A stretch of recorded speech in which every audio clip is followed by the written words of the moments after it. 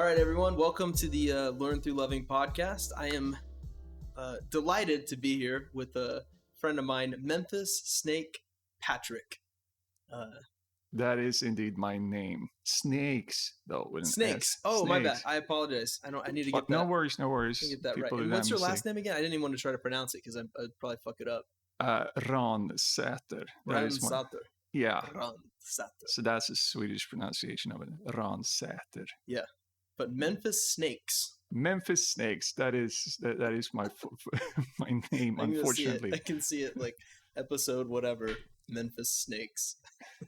Yeah, I was thinking of that. If I would ever become like a movie star or something, it would look really good in the credits, like Memphis Snakes. So that's why I picked it. No, okay. How?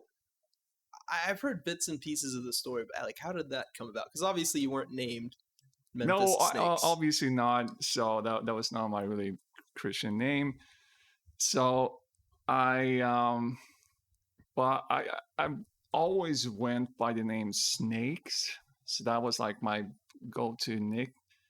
And that had to do with my sort of stage performance, I guess. So I was doing the snake movement a lot. So people just thought that looked kind of funny. So they called me Snakes.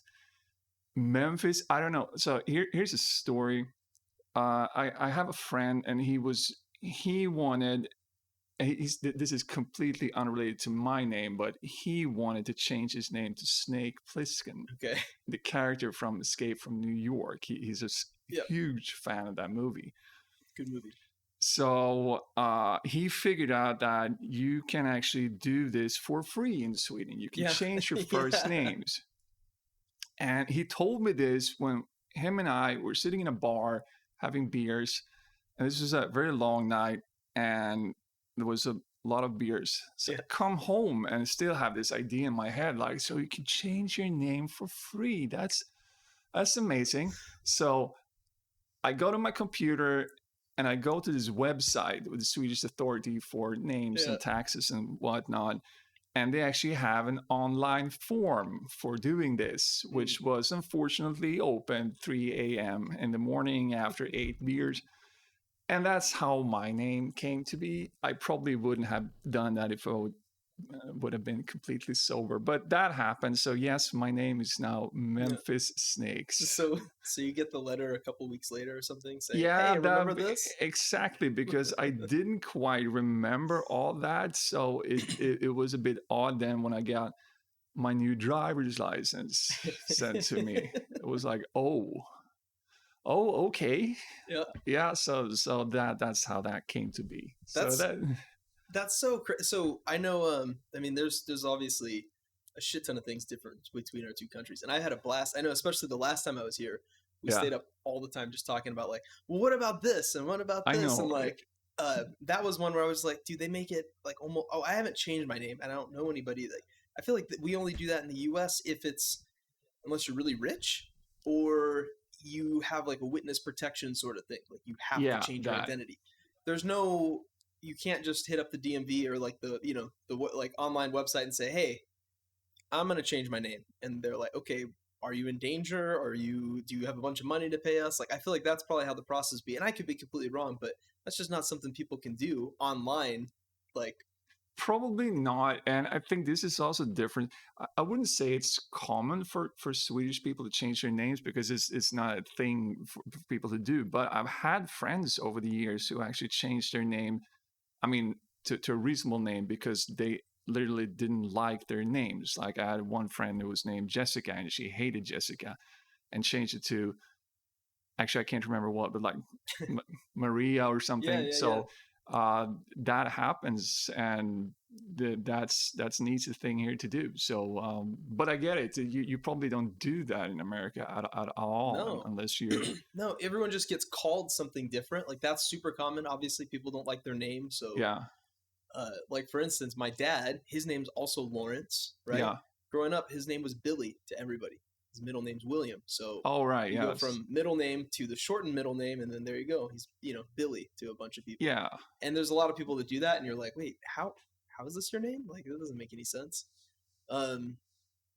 But that's so. I think it's interesting. I think it's. I don't see why you shouldn't be able to do that. You know, uh, if you wanted to change your name, like why you shouldn't be able to. I don't know, but here's the difference. I think that this is one of the maybe a piece of the Swedish freedom that you could do that if you want to. You can change your name to almost anything. Almost, yeah. I actually knew a guy who changed his name to Big Mac. One word, Big Mac, because he loved McDonald's. Oh my god! So he changed his name to Big Mac, and that was totally fine. So his driver's license, he showed me this because I didn't believe him until he showed me his driver's license. His name is now Big Mac. So yeah, okay, that's a piece of Swedish freedom. But there's so many other things that are so ridiculous. Did you know that, for example, if you buy some sort of property, land to build your house on, you don't actually own that piece? I did hear this. Continue though, because no one else knows this. But I did hear about this one. But this is how it is in Sweden.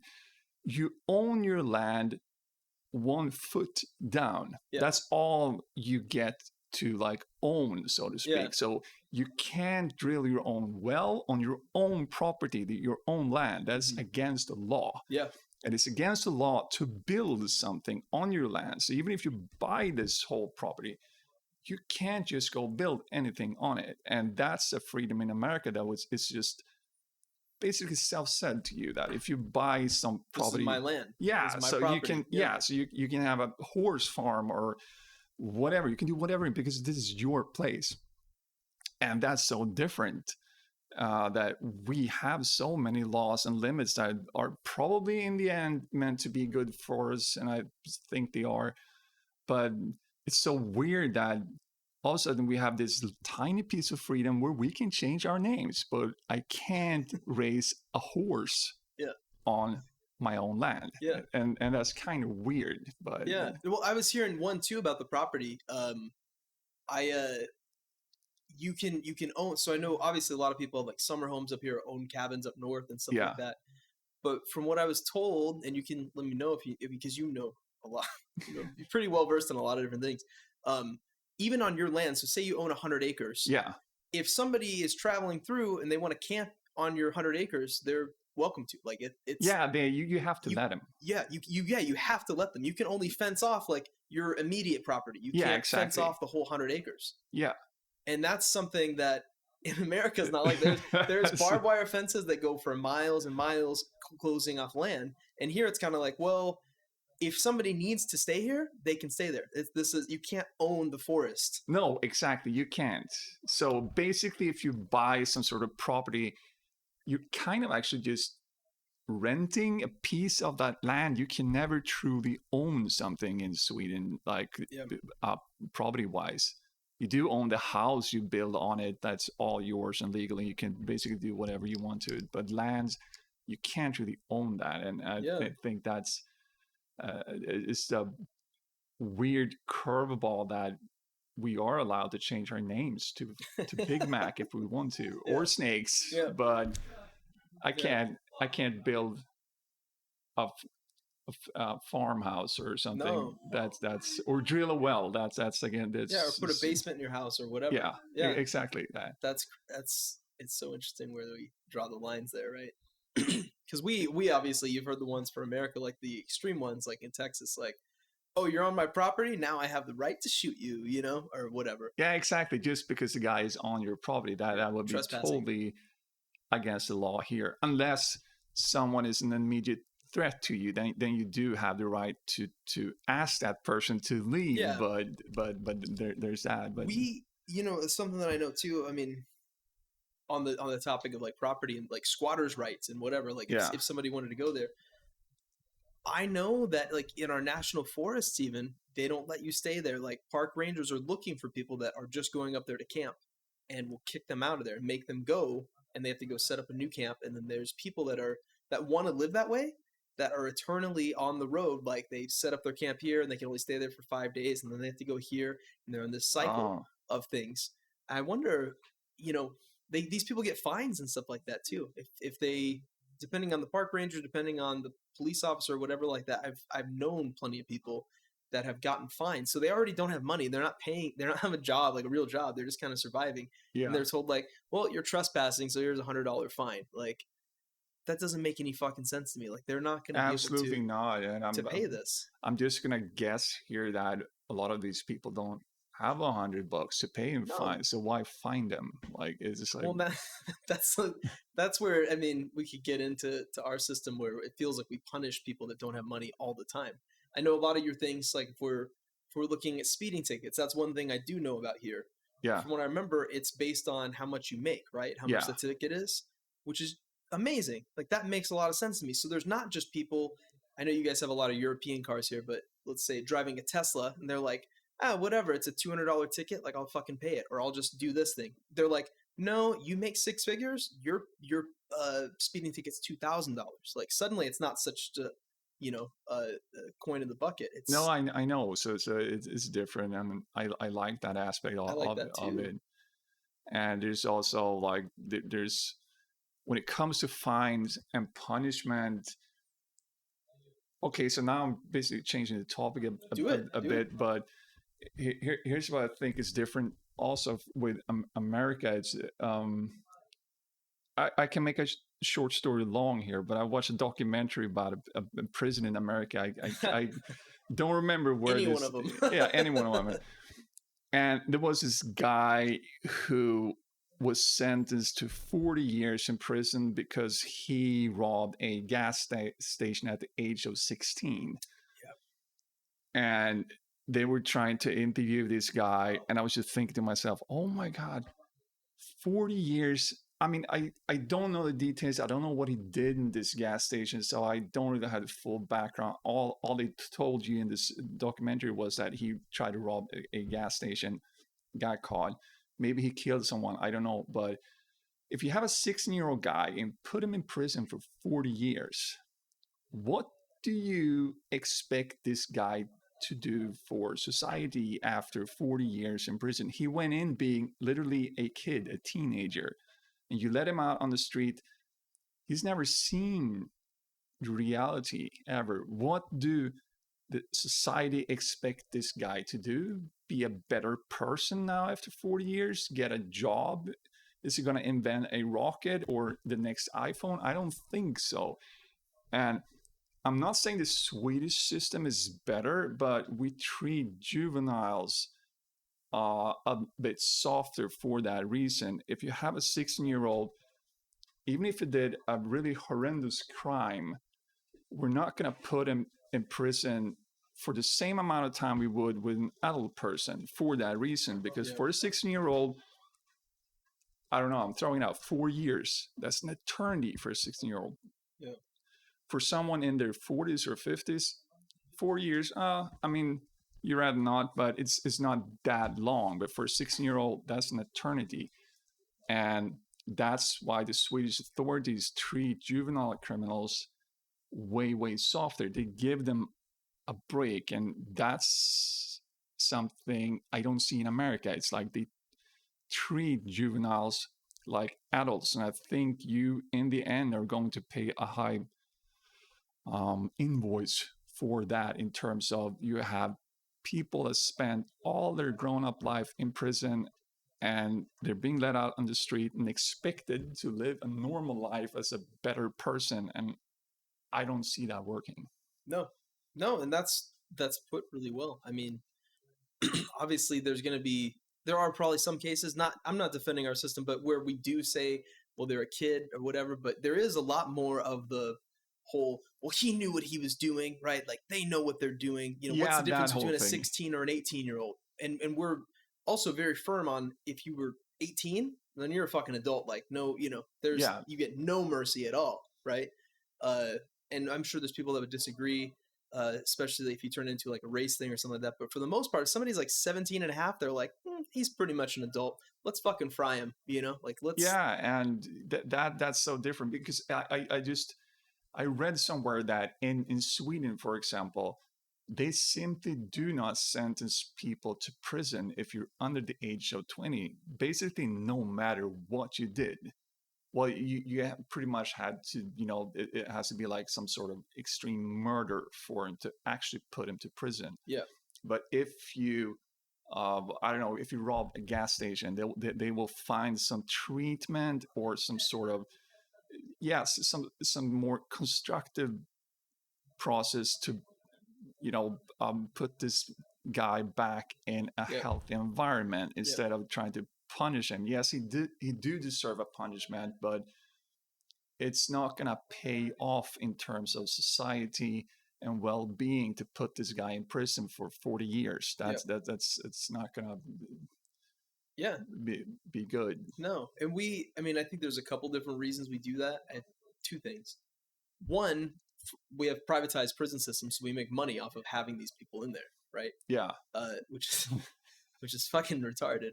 I'm sorry, I shouldn't say it that way. It's really stupid that we do that. I can't believe we still do that, but there's nothing we can do to change the system, right? No, it is what it is now. So it is what it is now, and they're all like that. So they need to keep them full.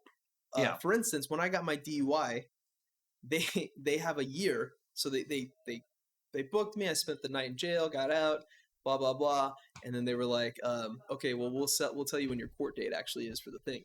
Yeah. And they have 1 year before it gets thrown out if they don't tell me my blood test. They said the blood test was inconclusive. We'll tell you the real results later, blah, blah, blah. They wait till like 1 week before my year.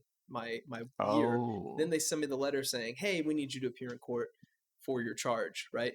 And because they're so backed up with how many people are in jail and everything like that, this is just jail. This isn't even prison, but they're so backed up and full. They have like a waiting list to keep it full, to keep the money going in, right? And then whenever I was in there when I actually had to go, I was supposed to just do a day. Get me in there for 26 hours because then they could charge me for 2 days. All right. And this and then is just... And then so it's all just a money thing, right? I mean, there's no rehabilitation going on there, right? And there are so that's a negative. There are some judges, right? Obviously, it's going to depend on our judicial system is a lot bigger than your guys's, right? Because you guys are about the size of a state, so you have that. Yeah, so we do have city, city, county, state, and then federal, and it kind of goes on like that. So there are judges, like I saw some judges that would give leniency. Especially, let's say, for drug-related things or something where you can get rehabilitation. They're like, please go get rehabilitation. We don't want to put you in prison for 2 years, right? No, when you can go to like a 6-month program and actually get help instead of just fucking staying in here for 2 years and go back to doing it again. Yeah, because you're not going to learn anything. You're going to learn how to do shit better. You're going to think in your head like the perfect plan when you get out. You know? And you're more engaged. Like there are success stories in our system of people that take the time while they're in prison to reflect and to do something. But those are the exceptions. They're not the rules, right? Yeah. It's a minority of people that's what happens. We have so many. They show the statistics at how many people are repeat offenders. And there's the classic stories of the dude that gets out after he spent 30 years in prison or something. And he goes to a gas station, just pulls a knife, and he's like, I'm robbing you. And then they say, like, okay, we're calling the police. He's like, cool. And he just, like, takes, like, some candy and some soda and shit and just kind of waits to get thrown back in prison. Like, because he doesn't know what the fuck to do. So he has to go back where he knows. No, exactly. That's what I'm talking about. That's the kind of person you create by putting someone in prison for 40 years. Institutionalized. Yeah. So he's not really going to, go work somewhere because he doesn't know how to, and he's just used to a different universe. And that's also one of the things with Swedish prisons. I make it sound like I've been to prison, which I haven't, but in due time. No, but Swedish prisons are really safe. There's almost zero chance of violence or any sort of violation to inmates because the cell blocks are really small and they have basically one guard per inmate, more or less. So there's not much of that going on. So if you end up in prison, you don't really have to fear for your life or join a gang or become an even worse criminal just to survive. And I think that could give you time also to contemplate on why you are there, because you do wake up in your cell and you know that I'm going to have to spend the rest of the day and the rest of the year and the next 4 years within these four walls. Why am I here? Could I have done things better, instead of waking up, making yourself a shank, and just survive. And you don't. There just seems to be so much more punishment in itself to be in the prison in America. It's not just the actual legal punishment of imprisoning you. You're actually being thrown into a gladiator cage. Yep. Where you have to survive, and you have to do some nasty things that will even put you even deeper down this hole of bad stuff. Yeah. And I think that's not really helping either to rehabilitate anyone. If you have a 16-year-old who stole a car, he's not going to be less of a criminal if you force him to make a shank, beat someone up in prison, or do whatever he needs to do to survive on a daily basis. And that's not how you create a normal person. And I think that is a difference. That said, of course, we do have career criminals in Sweden too, like Hells Angels member, whatnot, that probably think it's hilarious to be in a Swedish prison, because all you do is just sit there and you don't have to worry about anything. You don't have to worry about a gang fight or anything. So what's the big deal? I can do a 4-year stretch. It doesn't really matter. But those type of criminals, like the severe criminals that will not change, this is their life, they're not that many, at least not in Sweden. There's not that many. They do exist, but they're not really exploiting the prison system to something it shouldn't be. Yeah.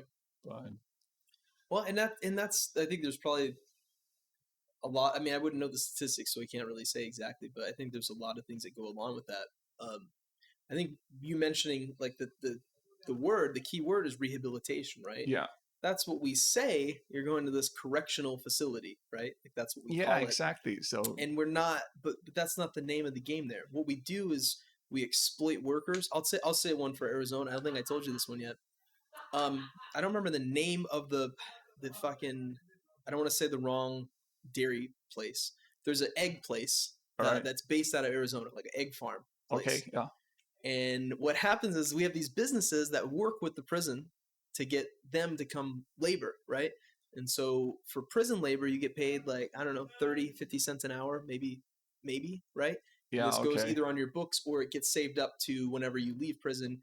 Here's a check for, a couple thousand since you worked all this time. And now you can use this to start your new life or whatever.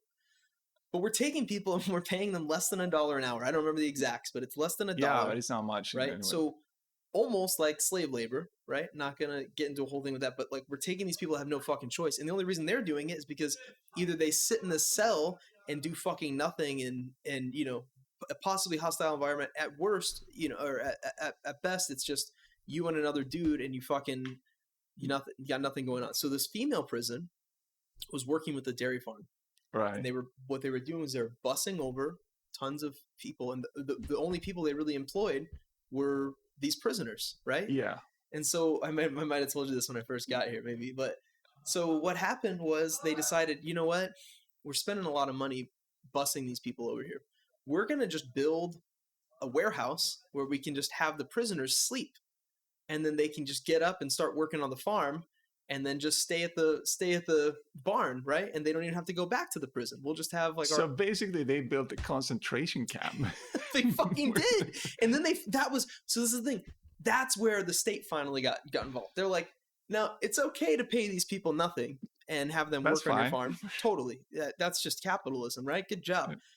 But this is illegal, right? You can't do this. You can't have your own fucking prison set up on your fucking land. Like, we have a prison and we can't do that. Like, that's finally where authorities and stuff were called in, but that's where they got to, because they were like, well, we need it. How crazy is that? Like, that shouldn't be happening. See, and that's why we're not allowed to build prisons in Swedish land. The land thing. Yeah. No, but I remember hearing that one, and you know what's crazy is it doesn't surprise me. Like, of course they would go that far, right? Of course. Why not try to? And the thing is a lot of people support that. There's a classic dude, whether you like him or not. There was a classic sheriff that we had in Arizona for a long time, Sheriff Joe Arpaio. All right. I don't know if you ever heard of him, but he made a prison, or I guess it was technically a jail called Tent City, Tent, Tent City. Tent City, okay. Yeah, it's located south of Phoenix, right?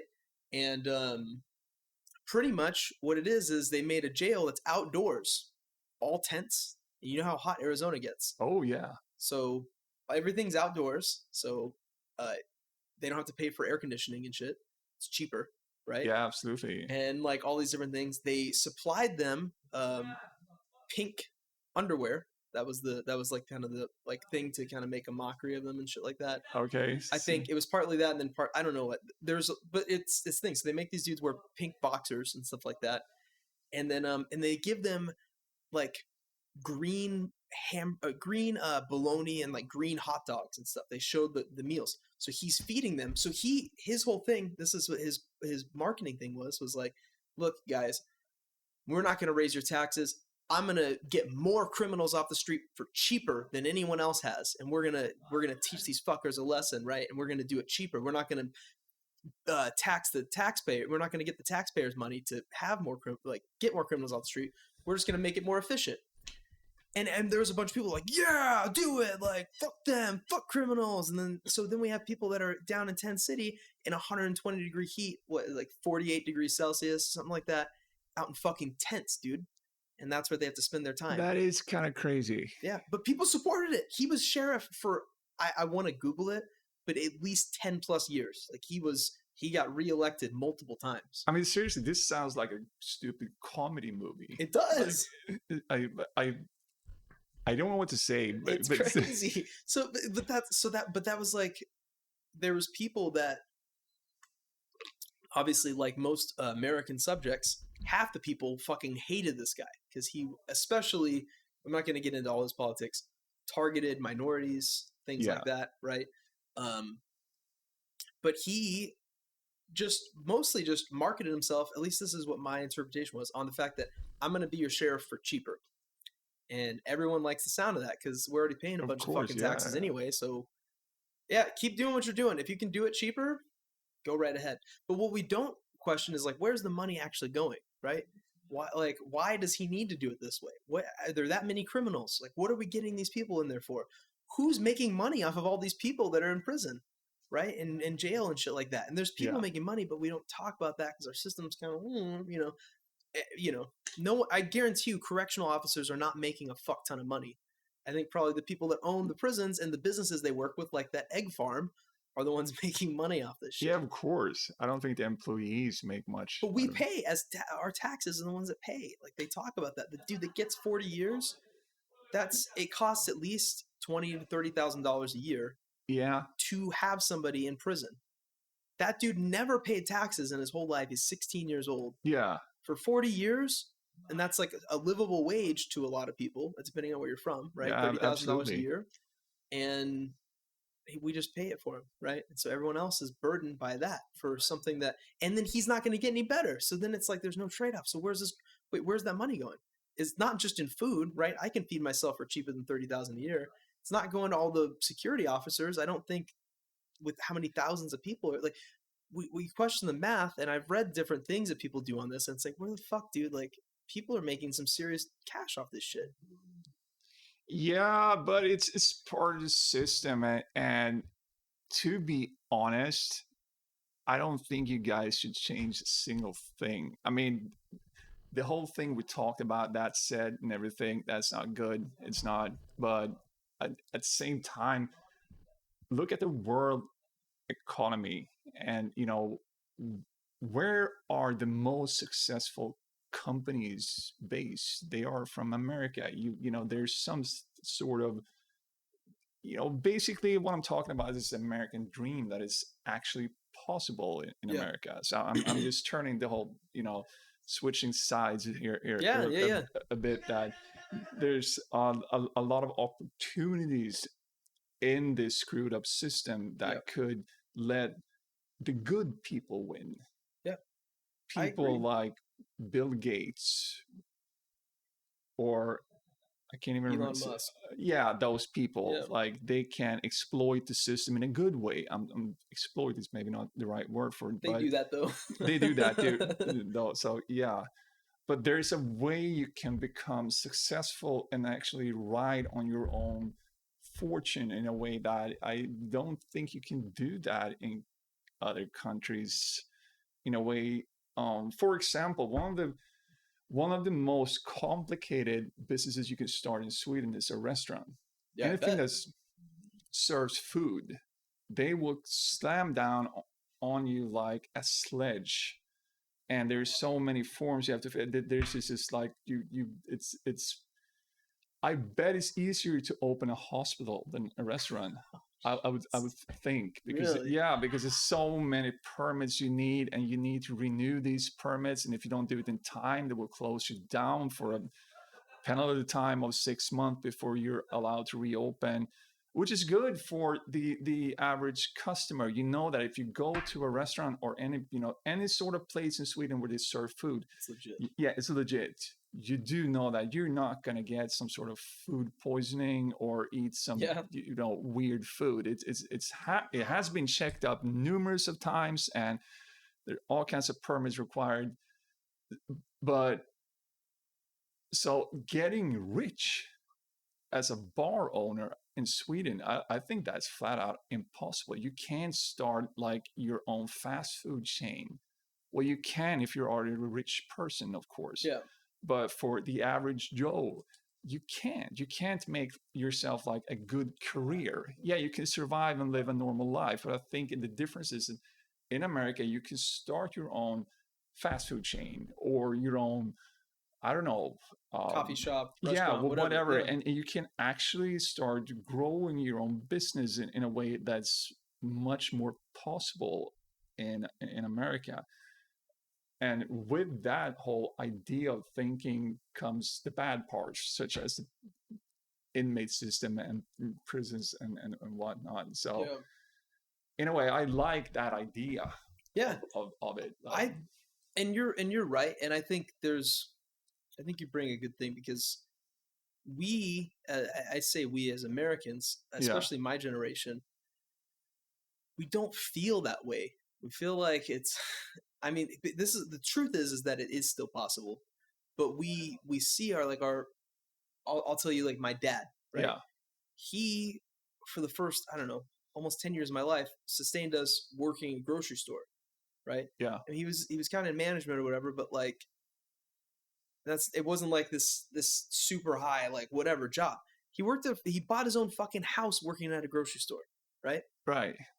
There's zero fucking chance if I worked at a grocery store I would ever buy a house. Period. Even if I saved all my money for 50 years, I don't think I could buy a fucking house.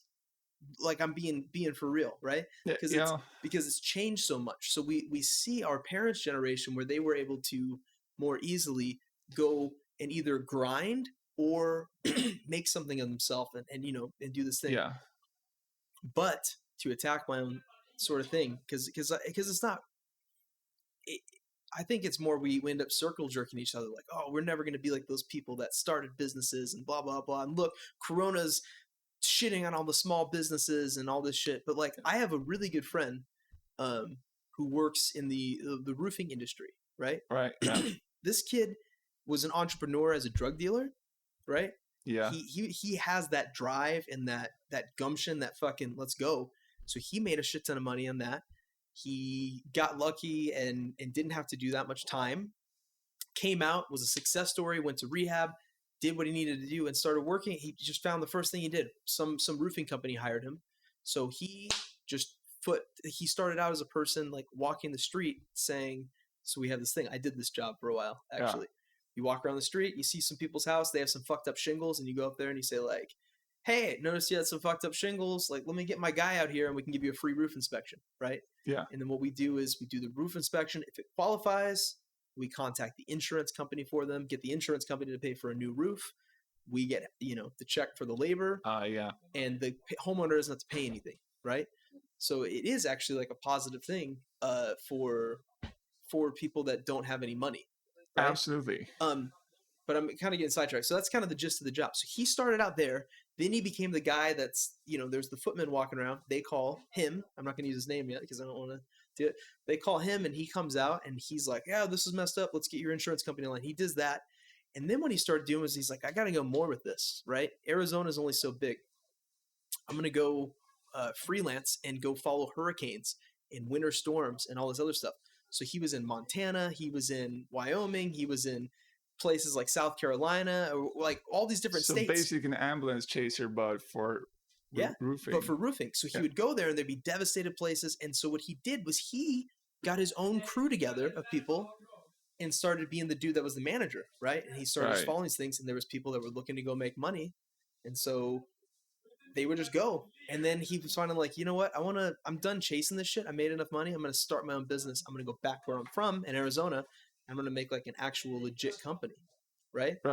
So he's younger than me by a couple of years, but he comes back with the money that he made, doing what he needed to do, right? Grinding it out for a couple of years where he was in unfamiliar places. He put in the work. He made what he needed to do. He started a company here to employ people that were like him.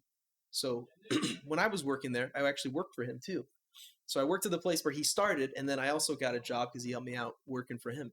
Everyone that he employed were people that were either friends of his or people that were recovering addicts or alcoholics. Right. So because he knew where he was at, he had, had this record and stuff like that. So he wanted to give opportunities to people, and he's grown this. I don't know how many, he's got dozens of employees now. I remember he bought his own like warehouse where he kept his stuff, and he was the dude that did it. And he was younger than me. And I was like, what the fuck? Like, how is he doing this? And in my head, because I didn't want to actually look at it, I'm just like, well, he got lucky, or, well, he was at the right place, right time, or these justifications in my head. But the reality is he put in the work, right? Yeah. And that's what the reality is for most people that you consider successful. Like, he chose to take 2 years of his life off and grind and so he can make something. Yeah, that's paying his dues, right? Like a lot of people say. And so it's not just by luck. And then now he made this thing where he knows what the fuck to do, and he gets to help all these people out. And I respect that. I admire the dude. He's awesome. He actually just got married. Yeah, I would too. I mean, and that is possible. I'm not saying it's impossible to do it in Sweden, but I think it's more possible in America to do that. And then that's one of the things I do. Yeah. Appreciate about it. So. My long-winded story was to say that it is absolutely possible. Like, I've seen firsthand, and he's not the only one that I've seen start a business. I've seen tons of people start restaurants, or what, like, that's a little bit easier in America. yeah. But I see this happening, but I think a lot of times I limit myself, right? I say, well, I couldn't do that, so fuck it. Everyone else is just lucky, and it's not possible, and look at how shit, I like to point out the flaws in our system. Yeah. And I think a lot of my generation is absolutely guilty of that too. We're like, well, I want to make it, but the government's holding me down, or like, this is, let me just blame the system. And yeah, the system's not perfect, but especially I find it like encouraging to hear from like you guys, because you have a more optimistic view of our system instead of. Yeah, we do, because we do not have to experience bad sides of it the way you do. That's true we too. just see, the success stories, I suppose. That, I mean, one of the things for me when I was a teenager, I wanted to be a rock star really bad. And what I could see was all these American bands who were just kids, and overnight they just became like Bon Jovi, Guns N' Roses and stuff. Like, wow. There's a bunch of like street kids who just overnight became stars, and that's possible in America. That wouldn't be possible here. But you don't hear about the stories about the 16-year-olds that do not make it. Yeah. So there's that, and I bet there's millions and millions of those kids who spent years and decades on playing the guitar, and now they can't get a job at Walmart because they play the guitar and that's all they know. Yeah. We, especially like, I can think of two stories real quick that remind me of that, of the people that made it, you know, just there was professional wrestling, right? You know, the Undertaker. Absolutely. He was just on Joe Rogan I don't know, like a week or so ago, and he was talking about he had never had a professional wrestling match. He put his whole thing into this. He showed up at the office where this local company did it every week for 8 months straight. He showed up in the waiting room hoping to talk to somebody, and they'd be like, "Yeah, we'll let them know you're here." No one talked to him. A week after week for 8 fucking months, this dude did that. And then finally they were like, "All right, we'll try to book him," right? And that was his start, and then he built from there, right? He finally got his gig. First opening, right? There was another dude, Jesse Itzler, he's this entrepreneur guy. He sold a business and shit like that. But his very first thing that he did was he was trying to write jingles or something like that. And he wrote this shitty rap song for a commercial. Yeah. And he got his first check for like $3,000 for all the work that he did, which was, you know, he had spent all this time like just trying like for months and months and months, just hitting up people like, "Give me a chance, give me a chance, give me a chance." Like, yeah. And he talks about it, and I have to, you know, even if he did half as much as what he said, even if he's exaggerating, he still did a fuck ton. Like, have I ever shown up for something that I wanted for even 4 months straight, just getting ignored? Like, how many times would I realistically do that right now, right? Is there something that I care that passionately about? I don't know. No, you're right. You have to be pretty devoted to do that thing. And like, where does that come from? I think you do that if you do have the devotion, but that's the difference. I think that you can make something of that, or that's at least I think for me as a European, my view of America is that you can ride on your own creativity or your ideas in America in a way that's not really possible here in the same way, because if you're a teenage kid who wants to become a rapper or a guitarist, there's not much you can do about it. There's no, that possibility does not really exist. You would have to do what a, you know, like one of the most famous guitarists, that's Yngwie Malmsteen. He's a Swedish, fairly known guitarist. Yeah. And he tried forever to get some sort of attention from Swedish record labels, and they totally just ignored him. It was like a long-haired teenager. So he basically took his bag and traveled to LA. Yep.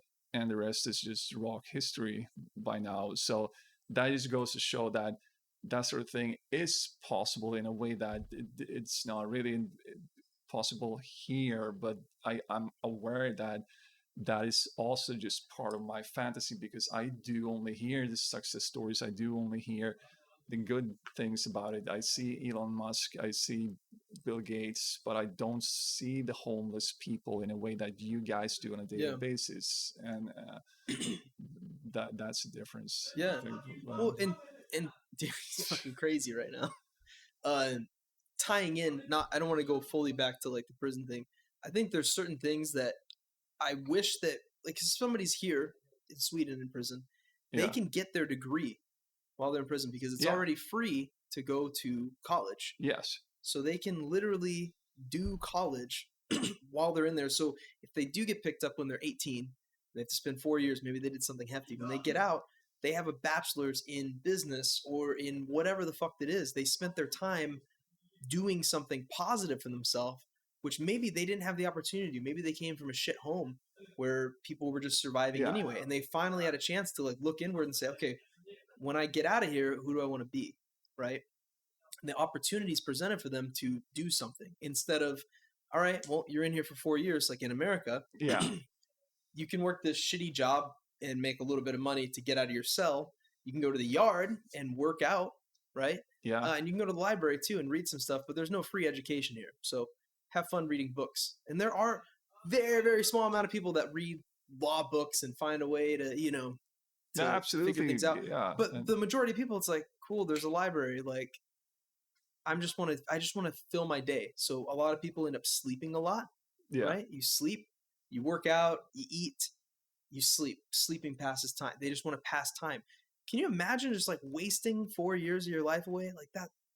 Anyway, I don't want to keep stay on the. I want to No, but I progress hear this to. what you're trying to say. Yeah, that's it is. There's opportunities. So when you look at these homeless people, like that we get to see, Yeah.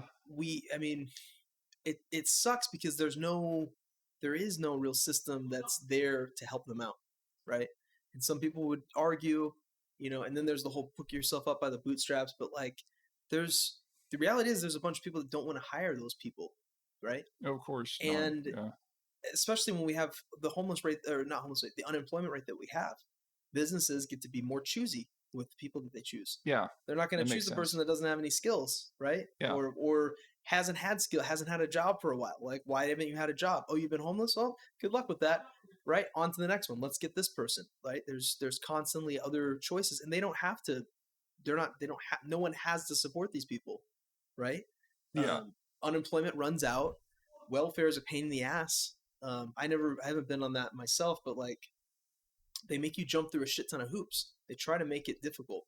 There's the whole, I know that's one thing that our countries both have in common is like people don't like seeing people milk the system, right? Yeah. Because no one likes to see that. And I think that's something that's misconstrued over in America, or but no one likes to see somebody like just get money from the government and do nothing, right? Yeah. I think the misconception that we have in America is we think that's what people are doing. And is there people doing it? For sure. There's people that do it everywhere. There's always going to be people that want to take advantage of the system. Just like the prison part, there's always going to be this small 1%. But I think a lot of people take it, use it for good to provide for their family, and want to do something different, right? They want to move on. They want to progress. Anytime I've been on unemployment, that's what I did. I used that time to get better, to develop some sort of skill, to network and find something new to do, right? Yeah, that's my point with the whole thing. I think like all these measures that are being taken to prevent people from milking the system just strikes back so hard at people who do not deserve this. It shouldn't be that hard because the ones who do that, they aren't that many. They do exist, of course. There are always going to be those people, but those are not the majority of it. I never get being so pissed off at those people personally. I don't really get pissed off at a lot of things anyway, but like, okay, so there was always that kid in, like, if you think back to school, you had a class of 30 kids. There was always one kid that was like the least amount of effort to get the most amount of payoff and like just skating by, right? Yeah. So fucking what, dude? Like, we're gonna spend all our time saying like, I don't want Jimmy in my class, and you know what? I don't think we should have recess because Jimmy already has fucking recess, like, and all this. That's maybe not my best illustration, but you get it. Like, fuck this kid, like, and yeah, everyone says it. So what are we gonna do about it? We're gonna spend all our effort trying to make it hard for the Jimmys of the world to fucking not exploit the system when there's a dozen people in the class that need a little bit of help, just a little bit, right? Like, yeah, that. I don't want to be a career unemployment person. And is there people out there that want to do that?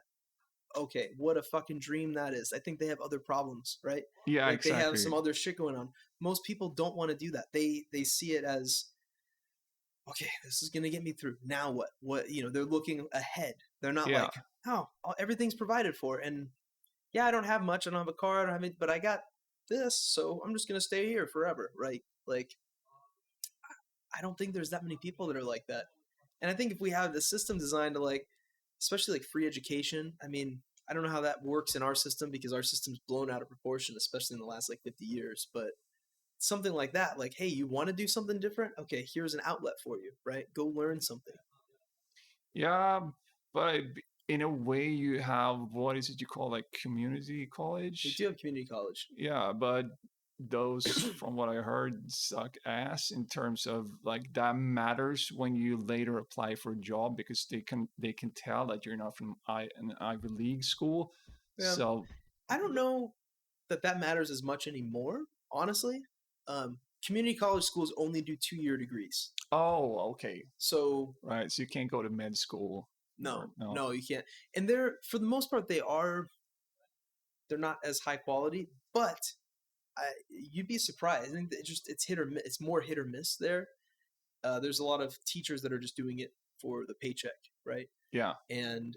But they mostly do all the basic classes. So if you want to take English, math, computer class, like any of the basics, at least this is what my interpretation is. You start at the community college. It's cheaper. Yeah. You're learning the same shit. There's only, using the similar textbooks. You learn what you need to learn. And then once you're going to specialize, so you're going to business school, you're going to whatever, right? Insert degree here. Then you go to the university.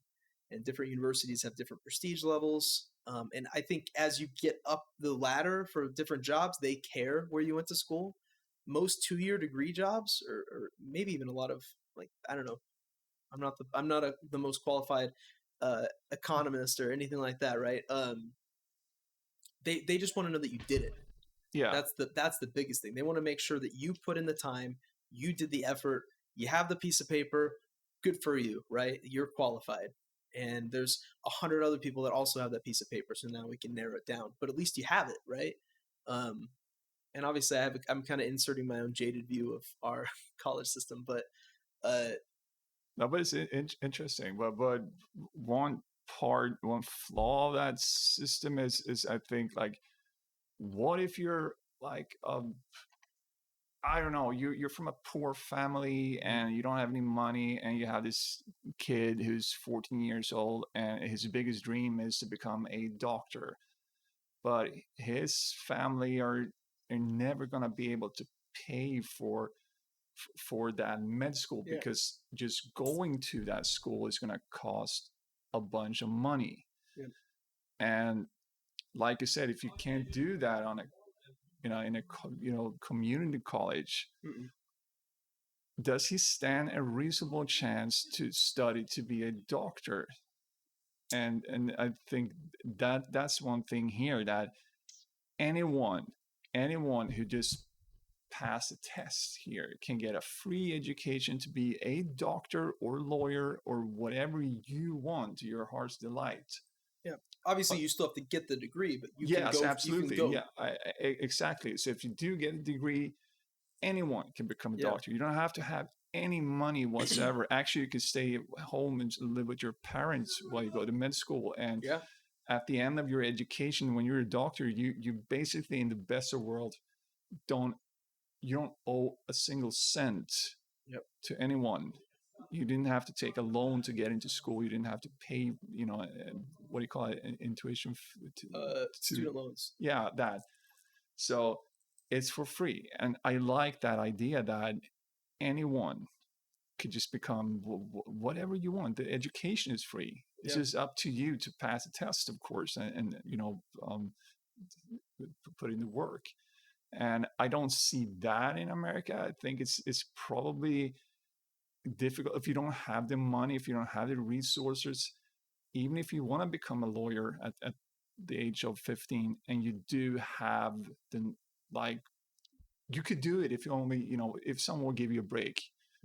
You would pass a test and you would actually go through law school. But you can't, because it's too expensive. There's no one there to pay for this. So he's going to end up selling used cars instead, which is probably not bad, but not what he wanted in a way. I think, again, I don't know all about. I think that there are ways for people not to go to any school they want, but there's a way for, if you wanted to become a lawyer or whatever, you can take out student loans, provided you have the grades. A lot of times what you do, this is my experience only in Arizona, only in the schools that I know of. You start at the community college, which is, they'll give you loans to go there. And you show that you have the grades there, and you pass and you get your degree and stuff. If you graduate from community college, you can go to university, because you've kind of showed that.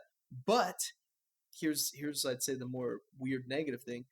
They're going to charge you this ridiculous amount to go there, because our tuitions are it's so inflated and it's so itemized. Like, parking spots cost like $1,500 a year. Anyway, like there's all these things, the dormitory, all this stuff. So then you're paying tens of thousands of dollars per semester to go to this place. Yes. And And that's cool if you've known since you were 15 and you're gonna do this, you're gonna be a fucking lawyer. You get out and you've put in you were smart enough, right? And you put in the work enough to get it all done. You've done 8 years or whatever. You passed the bar, and now you're $150,000 in debt, right? So you start the game of life in the hole, right?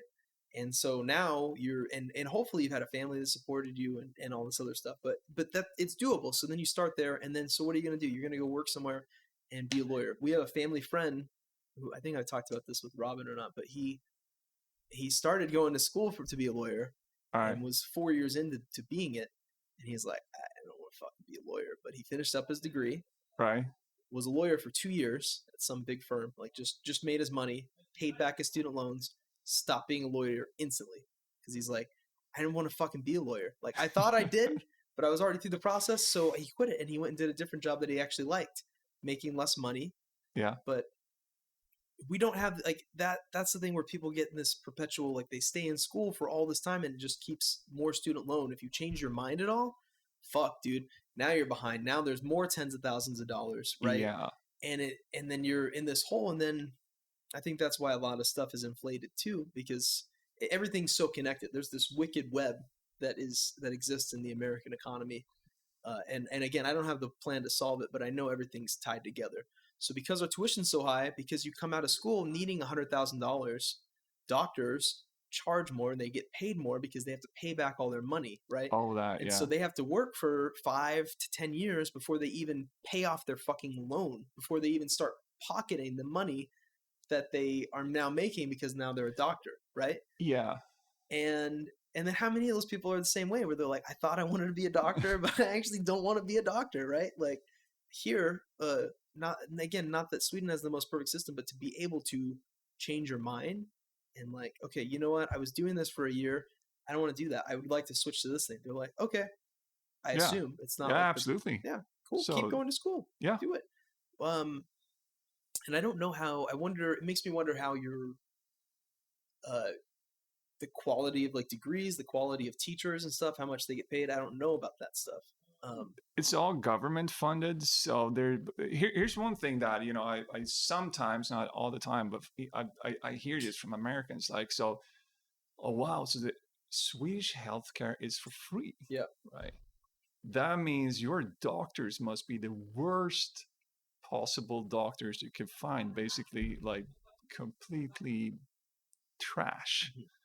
It's not, of course, because doctors here make as much as doctors do in America, because they all the hospitals, all the treatments, that's all government funded. So when you go there to have your whatever knee treated or something, they just file an invoice to the government, like, I treated this person, and they get their salary and the fee for that patient. So the difference is that the patient pay for this personally in America, but through insurance. Of course, but that's where the money comes from. Here, it's a government paying that fee. So as a patient, you don't have to pay anything or have any costs, basically. So the quality of doctors here and medical care is sometimes even better than in most countries, even America, at places. So the fact that the healthcare here is for free doesn't really at all affect the quality of it. So I'm just going to tie that together to the education. Yeah. I don't think that we suffer in lack of good teachers or education because of the system, because they get paid as much as any teacher in America. So I would assume so. I don't have any obviously personal experience going to either thing. Maybe I will, who knows. Speaking of like the healthcare and stuff like that, we talked about that a lot before, but like when I previously visited, but you guys everything is federally regulated, right? It's all regulated by the Swedish government. Yes. So they can say, the doctor can't just write down I worked in insurance for a while, so they would write really quick example. I knew this dude that worked at an urgent care. He owned an urgent care. if somebody came in for an X-ray, he would charge them $80. Right. Right. 80 American dollars. You come in, see the doctor, get an X-ray. Here you go. If somebody came in from a car accident and needed an X-ray, $1,200 is what he would charge the insurance company. Okay. And then the insurance company would pay him $1,200 because he could get away with it. And, all right. And when I talked to him, he's like, yeah, everybody does this. So he's charging over 10 times the amount that it actually should cost because an insurance company is involved.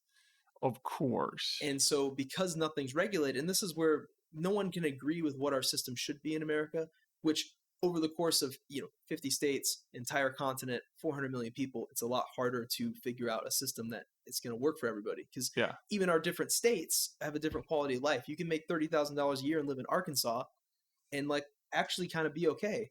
$30,000 a year in fucking California, you're in poverty, right? Yeah. Garbage. So how are we going to have a federally, like, there's so many problems that we get into, and I don't think people look at the logistics. I don't have a solution either, so I'm not going to say that, but you guys don't have that. You have, what, 10, 11 million people here, something like that? Yeah, closer to 10, 10, okay. Yeah. So it's like a state. That's like Arizona, where I'm from. If we had just our state paying taxes to take care of our people, and the Arizona government's like, hey, we're going to make sure everybody's taken care of, good healthcare, blah, blah, blah. That would make more sense in my head. I mean, for me personally, I don't trust our federal government. I don't think if they said that they were going to raise taxes up to what your guys' taxes are, I think we would have dog shit, everything. But here's the thing, and you and I had this talk before, there's no people in the world that have a bigger mistrust in the government than Americans. Yes. You Americans, you are so highly suspicious of government activities or, the whole system more than any other people in the world. Yeah. Well, look at our government, dude. Yeah. So there's that. I mean, you would think, and here's the other thing. We have this, and then we also have free speech. Yeah. So we all get to really talk about it. I'm sure there's other countries where they're like, dude, I don't think our government is like doing what they say they're doing. Shut the fuck up, they'll kill you. That probably exists, but we're able to say like, no, fuck this, like fuck Donald Trump or fuck Joe Biden or whoever it is. Like, I don't like them, and insert person here that people don't like. And so then people actually say their opinions, and then we have things like JFK that happens. We have things like Jeffrey Epstein that happens. We have all these different things that's like, they're killing people right in front of us. Like, what the fuck? And then they're like, we find like, that there's a secret mission down here or, different things. And like, what are we doing, you guys? And they're like, don't worry about it. We're like, fuck. Like, and so then you get more conspiracy theories, and then it's hard to tell where the truth is. Right. Or then you get on a smaller scale, your state raises their taxes and they're like, yeah, we're going to take care of teachers and we're going to pay them more. But no teachers get any increase in salary. And actually they have to take care of more kids than they did before. And it's like, oh, aren't we paying more taxes? What happened to the money? Right. And they're like, where's it going? Oh, well, inflation. Blah, blah, and it's just gone. I'm like, the fuck, dude? Like, what are we doing with this? And then, people see other countries like here or other places in Europe where it's like, okay, well, if we just had a higher tax thing, then we could take care of everyone. But I don't trust our system to even do that. I don't think that we would. I think going back to like the law enforcement thing, if we give them more money, we're still going to have prisoners working at the fucking dairy farm. Yes, and that's a healthy view. And I think Swedes are probably on the other side of that scale, where we probably trust the government a bit too much. Yeah. And I think, I'm old enough to remember the late 70s and the 80s, where I can see there's a difference now that, the whole system in Sweden, it's different. But back then it was like, if they would send you a form home to your home, like, we would like to know your shoe size. Please fill in your shoe size and send it back to us. You would do that without questioning. Like, why not? I mean, they're just looking out for me. So I don't know what they're going to do with my shoe size. Send me a free shoe. Yeah, maybe that, or something, or make more shoes. I don't know, but I'm just gonna fill this out and fill in, because I know they just want my best. Yep. That has been the Swedish attitude towards like authorities and the government, that they only want our best. Yep. So whatever they decide is for our own good. We have a very unhealthy trust in our government, but I think that's so interesting, the whole contrast between the American people who be like, shoes, no, this is my right to not tell you my shoe size. What are you gonna do with my shoe size? You're gonna cut my feet off. Fuck you. There's people that don't even want to do the census. We have the census, like they ask how many people are in your household. Exactly. Like, I don't want to do this. No, exactly. I think, to be fair and to play devil's advocate, there's obviously corruption in your guys' system. I don't know how widespread it is, but I know you guys.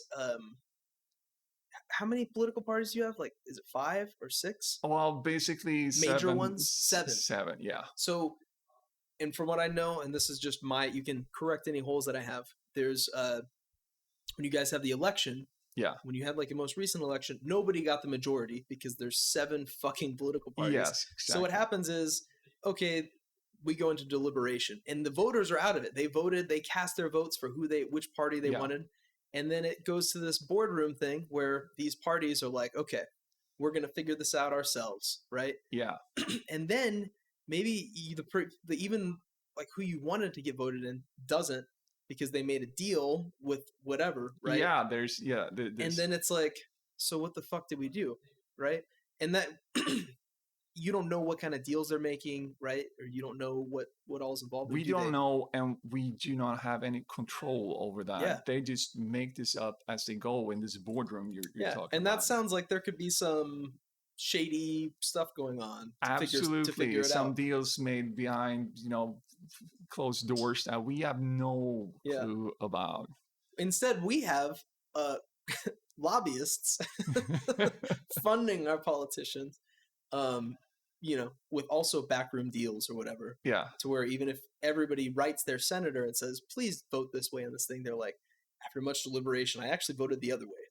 And it's like, the fuck, dude? Like, what are you doing for us, right? Like, we voted for you. You're not doing what we want you to do.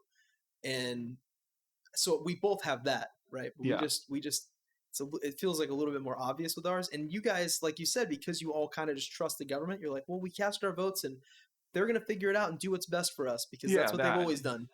And it's kind of like, that scares the shit out of me, where I'm like, are they though? Like, once I heard that you guys said 7 things, I'm like, fuck, dude. I know. So in a way you have, okay, so you are more reasonable than most Americans I've met. No offense to Americans in general, but no. But that whole thing, your reaction is pretty healthy. Yeah. Like, what is going on? Is this something we can trust? Yeah. But Swedes in general just flat out assume they're going to do what's best for everyone. They're going to sit in this boardroom and figure out what's good for the Swedish people. What should we do? And you're right. That's quite evidently not what's going on in this boardroom. No. And I should know better than think that. But what can you do, right? No, I can't do anything. So why though? Why didn't anyone just protest or anything like, hey, this is not acceptable. You guys can't just go into a boardroom and decide what to do with our country and me as a citizen. Stop this, change the law, do something. But we don't do that for whatever reason. Or like give us transcripts of, like, have it in an open forum or something like that, right? Let us know what it is. Exactly, right? That. Because then that would at least, I'd feel more comfortable with that, even though, they could always adjust the logs or whatever they need. Yeah. As an American, that's what I think. Because they have things where they say, like, when they declassify, I don't know if you've ever read any, like, the declassified papers, there's still shit in there that's, like, not shown, where they're like, we're going to declassify this. But we still have pages that are missing. It's like, I thought this happened like 50 years ago. Yeah. And that's it. Like, nope, we're still not going to tell you everything, right? And I don't know. I like having more of a healthy perspective on, like, because I think there's this misconception too, where it's always grass is greener, right? We always, where I'm at, especially my generation, we're like, oh, if everything could just be like we need a better system. Let's burn down the old system and fucking put a new one in place. And it's like, I don't think that works, dude. I don't think that's the. I get where you're coming from. I know your heart's in a good place, but realistically, you can't burn down our system. Like, it would be chaos. Yeah, it would. Especially since we've already had 100 years, blah blah blah, of this. Like, we can't just transfer this. Also, we're doing it on such a large scale. Like, it doesn't fucking work that way, man. The only countries that do what we do on a large scale do like communism.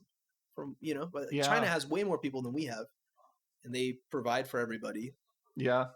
And they don't have separate states and stuff like that, but they have a specific system. And I don't know if that's better or worse or what do people want? There's a lot of people that want exactly what Swedes want, right? They want to just be taken care of. They want to know that things are provided for them. And a lot of people are willing to give up whatever they need to for that, right? I think if you asked a bunch of Americans, there'd be a healthy percentage of them that would say, yeah, I don't need to know what's going on there as long as everything's taken care of. Yeah. And for better or worse, right? That's what I think a lot of people would they want a government they can trust. And that's why every single election we have, like Obama changed, like everything's going to be good now. Or Trump or Biden, it's like, okay, guys, now we're going to get our shit together. Nothing changes, right? My perspective, nothing's really changed. It's all still the same system. We're still bought, all these things.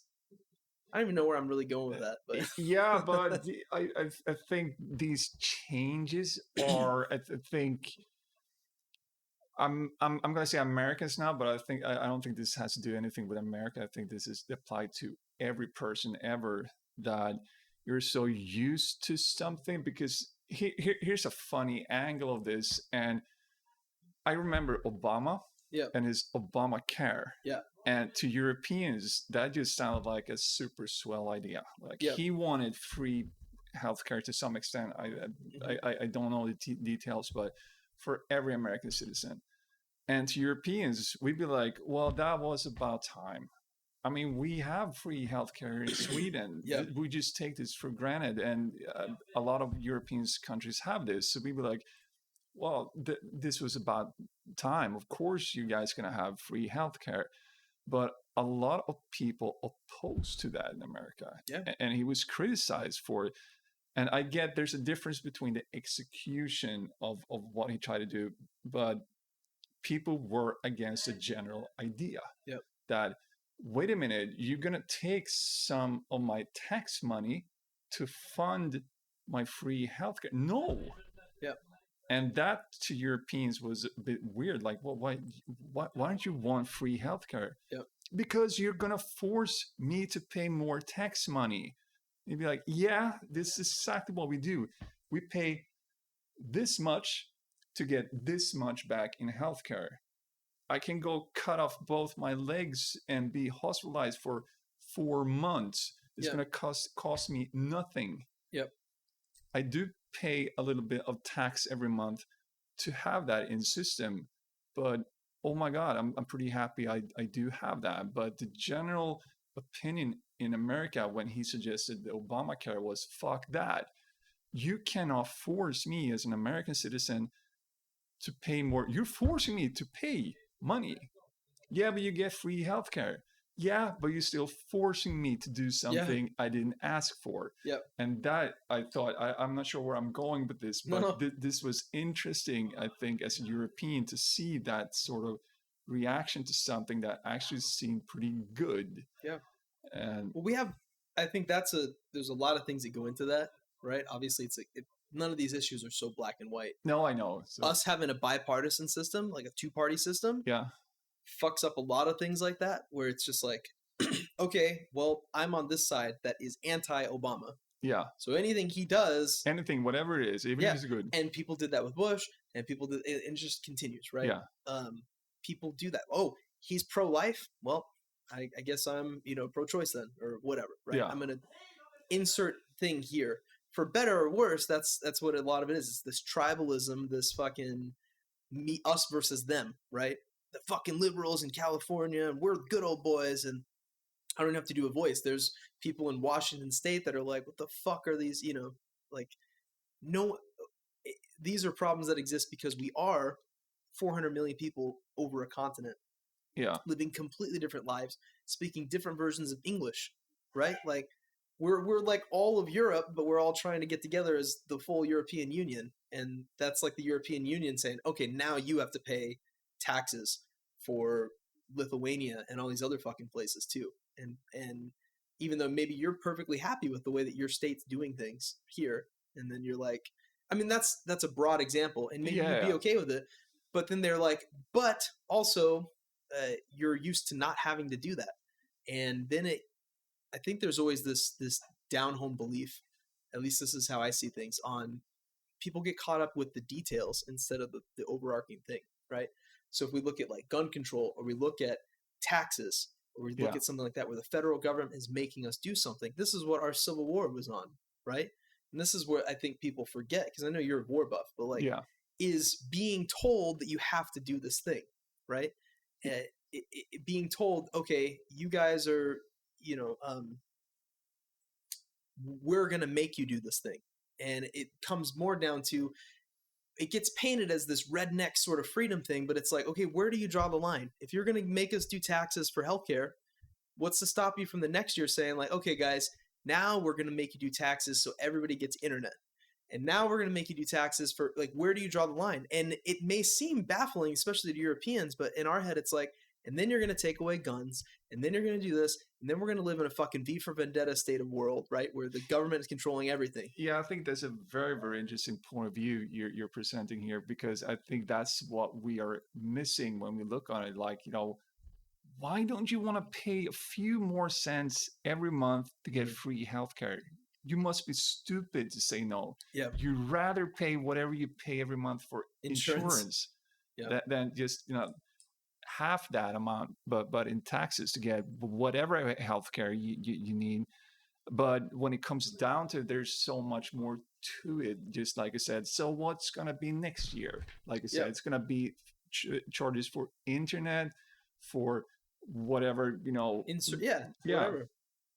So you guys have that in mind, and I do admire that part of like the American mindset that, well, next week is going to be this, so we have to look out for this. We don't trust you guys to do the right thing, and I do admire that. And I think Sweden and a lot of other European countries could use a bit of that instead of being so naive when it comes to the government and whatever they decide. There's probably something in the middle for that, right? Yeah, I suppose. And we don't have, I like the way that I present the argument. I think there's a lot of people that just say like, no, you can't do this, like, and it comes off as just not intelligent and whatever, and it's so easily dismissed. It's dismissed by the other side by saying like, oh, you're just racist, you're just bigoted, that's just a slippery slope, whatever.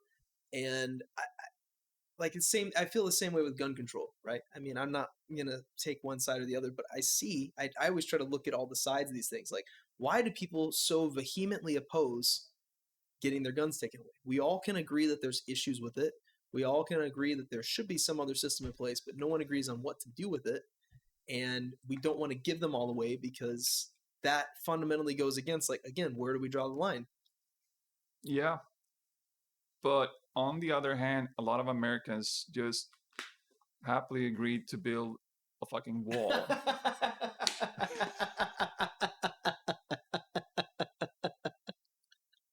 I think I don't have a good defense for that one, man. Because, I mean, not that I even have to defend our country, but I again still looked at why people think the way they do. I think there's a lot of misinformation. I think there's a lot of, it was their way of being sick. It's the tribalism thing, man. They were so sick of getting Obamacare shoved down our throats, right? Yeah. And it was the piss poor version of it. It wasn't even the one that he wanted. He said all these ideas, and then when it came time to make the laws, then it was suddenly like the bureaucrats and the fucking lobbyists being like, well, actually, we're the insurance companies, and you can't do this like this because we're going to get fucked. So you got to change it.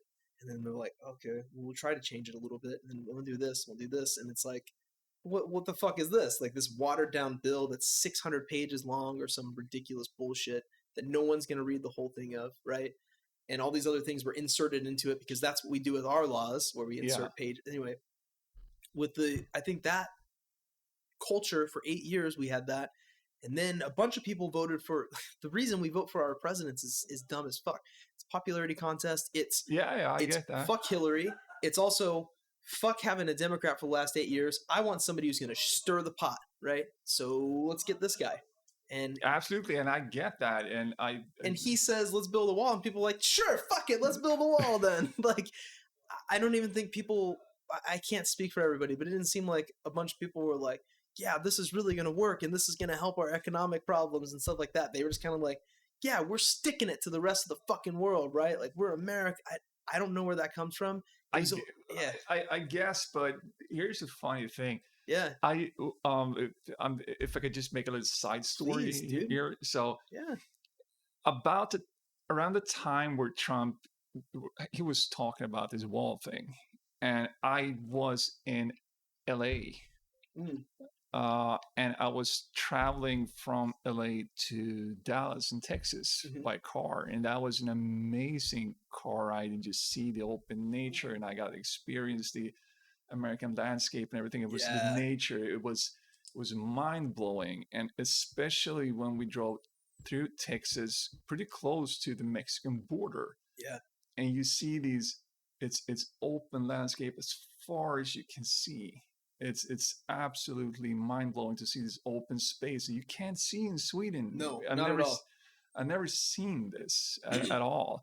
So I actually started Googling and looking up on the map, like how far is it to the actual Mexico, like the population in Mexico. And they explained that it's so far that it takes, in some places, it takes weeks, not weeks, but probably a week, a little bit more to walk. Walking for sure. So, and there's no water in between. Yeah. No. So,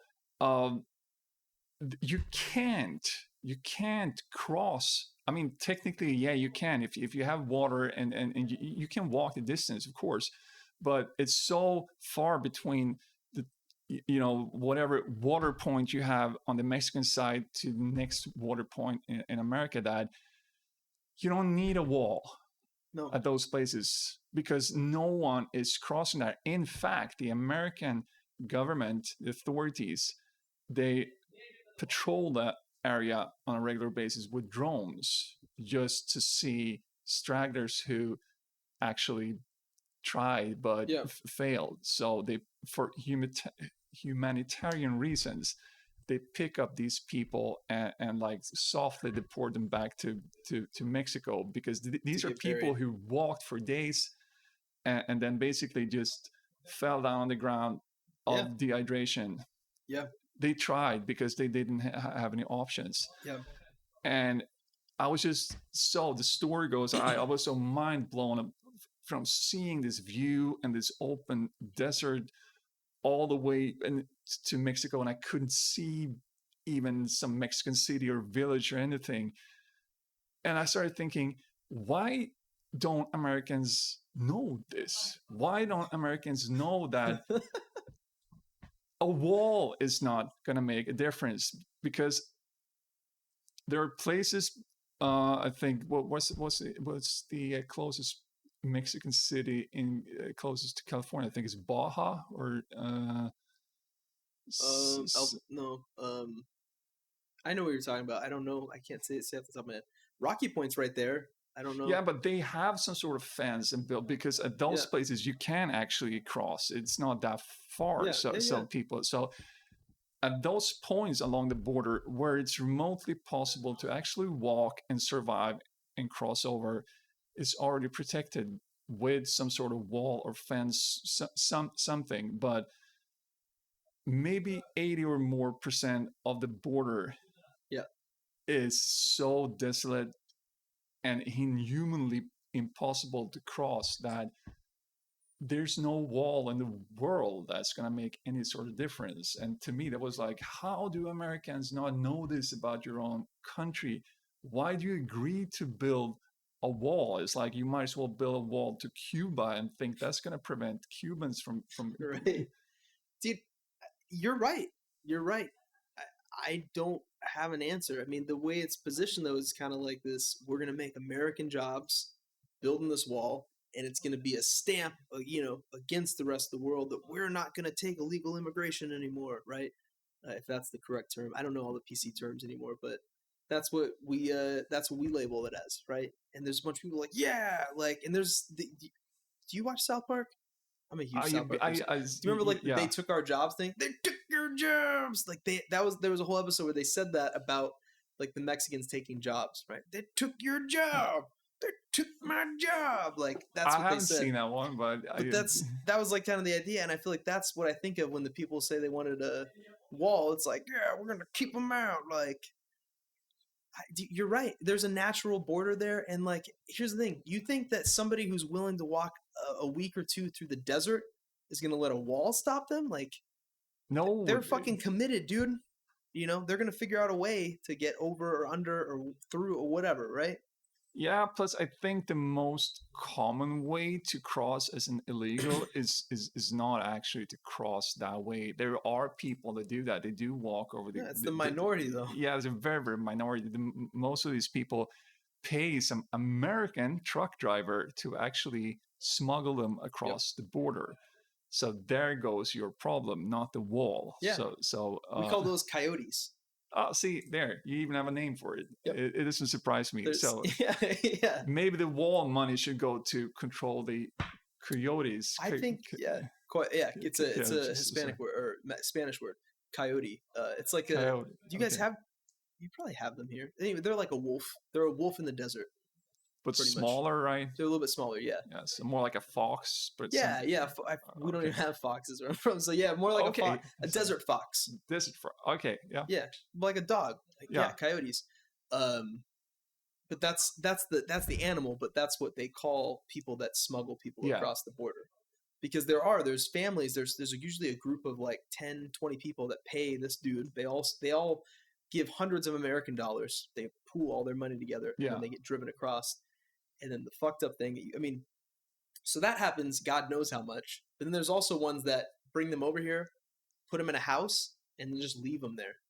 And they don't get them set up with anything like they were supposed to. They just take the money and leave it there. And just dumped them. And then they get deported again. So they just spent their life savings. And I'm laughing because it's so ridiculous. Like, people want to get over here so bad, they're willing to give everything to some random fucking dude who just fucks them. Right? Makes money off of them and leaves them and doesn't give a shit about them, right? And then they end up having to go back with no money, right? And then I don't know what the answer is, right? Because Sweden has very strict, or not even more strict than the other countries. You guys, as far as immigration goes, you guys have more strict protocols. A lot of European countries have very strict protocols. You guys grant asylum from people that are like in war-torn countries. Yeah. But it's such a weird thing because we're like the country where if we do try to have immigration laws, then we get yelled at by the people that are in our country saying like, why are you making it so hard to become a citizen? I'm like, well, it's hard to become a citizen like anywhere. Like, yes, it is. It literally is. Canada doesn't want fucking anything to do with me, right? Like, no, I know. I go to apply there, and they're like, okay, well, are you a doctor? No. Okay, well, what skill do you have? I can do sales. Sorry, that's not a real skill. Like, what can you do? Like, do you have anything to offer our country? No. Okay, well, you can visit. That's about it, right? Yeah. Like, we don't want you. And I think a lot of countries are like that. They're like, we got plenty of people to provide for it. There's plenty of people that can just work some job. We don't need that. No, exactly. So, yeah. And so, but we can't apply that same logic within, like, people don't want us to apply that same logic within our country. No, I get that, but there's also, I mean, you do have a certain amount of problems with what do you call it, like third world countries. Maybe Mexico is not really qualified as a third world, No, but there's all of South America, Central yeah, America. so you have a lot of illegals coming from those places who will do anything to get in. Yeah. So of course that's going to be an issue when you raise the question about immigration in a way that maybe Sweden wouldn't have that, because if we just straighten up the laws, that's going to apply to I don't know, people like you. You're a decent person. You have an education. So that's not going to ring a bell for anyone. Really, it's so I think that's the difference. If America do something about immigration laws, that is going to be so visible. That's the word I'm looking for. It's more visible than it is if we do it. Yeah. An interesting thing to me, because I as much as I talk about this stuff, I don't really have an opinion either way. Like I don't hold so strongly to most opinions. I like to see the big picture. But it's interesting. This is the idea of having more open borders, more immigration is more of a leftist idea, right? Yeah. And it's funny, some of the arguments they use is like tradition, right? Where they're like, well, we've had people for hundreds of years, like the Irish and whoever, and they all just came over and we just let them all in. And so they want to go on tradition for that one. But when we say tradition for like gun control or for other things, they're like, well, no, that needs to change. But this one we need to follow tradition for, right? Like everyone deserves an opportunity to come to America. It's just so funny how like that they're for that argument for their thing, but then they're not for it for, I know there's more arguments. It is, nothing but so it's black and white. Also cultural that I think it's I think this is my own asshat theory, that I think guns to Americans is what alcohol is to Swedes, basically. Yep. You have people who do not drink in Sweden. They would highly oppose to any sort of suggestion that we should ban alcohol, because it's such a big part of our culture. We drink for any occasion. Yeah, that's just what we do. It's in our DNA. We drink at weddings, at Friday nights, at Saturday nights. We drink, it's just what we do. So I think I'm not trying to say that Americans go shoot for every occasion ever, because clearly you do not. But I think it's a big part of the so-called New World, the settlers back in the 1700s and the 1800s, that guns was such a essential part of your immediate survival at the time. Yeah, you had to hunt, you had to protect your property. Exactly. You couldn't survive. In fact, it was even stupid to not have a firearm. Yeah. So this is such a big part of the modern American history that it's going to take another 200 years before you can even consider, thinking of some gun control. That's just my, view of it. That I think that's totally reasonable. If you think about, we have such a weird generation that we're in, because we see things like Wild West movies. Yeah. And it feels ancient. Like in my head, I'm 31 years old. Yeah. That feels like a long time ago. That was only like, as a typical Joe Rogan quote, that was like 3 people ago. Like the early 1900s, the late 1800s, there was the Wild West. Arizona wasn't even a fucking state. No, I know. It was just like wilderness. So that's not that long ago compared to history from around the world, right? Yeah. This is when we were still forming our country. You guys had been a country for what, like modern, like 600 years since the last time you guys had any sort of great war? You know? Something like that. So hundreds of years you've been trying to function and build up your society. We're still exploring the land we fucking have, because no one's been to all of it yet, right? And there's the Wild West, and we have guns and like people trying to take advantage, because there's always people trying to take advantage of robbing people, of raping people, of doing whatever they got to do, outlaws, shit like that. So you better have a gun to defend yourself, and that's not that long ago. And I think again, people don't look at it like that. Just like it wasn't that long ago that we had Irish immigrants coming over here that we were letting in, fighting in a civil war, right? Like that thing happened. But here's the thing: when the Swedish version of the Wild West was back in the Viking era, and that was like 800 AD, so it was like 1,200 years ago. Yeah, oh, wow. So at that time in Sweden, you better had an axe or a sword, or because that was your immediate. Or you're stupid. Or you're stupid, and I don't know the full history of it, but I assume that even when Sweden at that time started to become more like a civilized country, things changed, and we entered what we call the Middle Ages from the Viking era.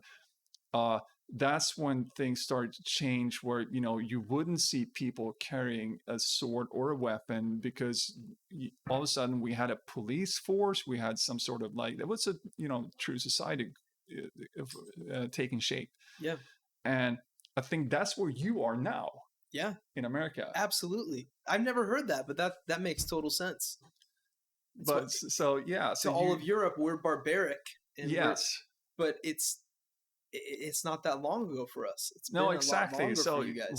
What we went through then, like 1,000 years ago, you're pretty much going through now. So it's going to take a long time before people relax about it and be like, hey, maybe I don't need to bring a shotgun to Walmart. But that's going to take... Yeah. But it's going to take time, I think. I think we were kind of at a stopping point, right? Maybe. I think we were talking about Vikings or something. Yeah, so... I think that, just wrapping that up, that's something I never heard before, but that's going to stick with me, that timeline wise, I mean, we know we're a baby. We talk about that all the time. Like, our Revolutionary War was 1776. That's like, when we became a country. Yeah. And then we kind of we're still territories and shit until the Civil War, which was the late 1800s. And then we still hadn't even, keep in mind, we still hadn't we had the Louisiana Purchase, and we sent explorers there, but we hadn't inhabited all of America yet, right? California was still this there's gold out there and rivers and all this stuff, and nobody.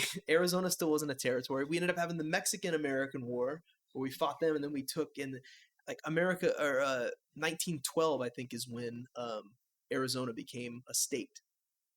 Think. Something around there. It was Valentine's Day. 1912. I think maybe it was 19. Maybe it was later than that. Was it later than that? 1954. It sounds really late. No. I'm gonna Google this one. I don't usually Google shit, but bear with me. I just happen to know California became a state. That was 18s. Yeah. Well, we were the last state that was stateside, because Alaska and Hawaii were after us. Yeah, right. But February 14th, 1912. I should know that as an Arizonan. 1912 is when we became it. And then Hawaii and Alaska were in the 40s or 50s, because we got them later, right? True. So, that was only 100 years ago that Arizona became a state. Yeah, right? So it's almost a person ago. Yeah. I mean, really, there probably are people that are there for sure. People, well, it's 108. We're 2021 now. That's kind of weird, but not that long ago, people's great grandparents, right? Yeah, were alive when Arizona got officially instated as a state. That's crazy, dude. That is crazy. So, but we especially with our day and age right now, with the internet, with how fast information is exchanged, with TV and movies and all this stuff, it feels like ancient. It feels like forever ago. Yeah, it does. But I think that's also part of the American culture that here's the thing. I think Americans make it sound like the Wild West mid 1800 was so long ago, because it is in American history. Yeah. But for Europeans, we have buildings around the corner that are older than your country. Yeah. And Viking stones in the forest. Yes, exactly.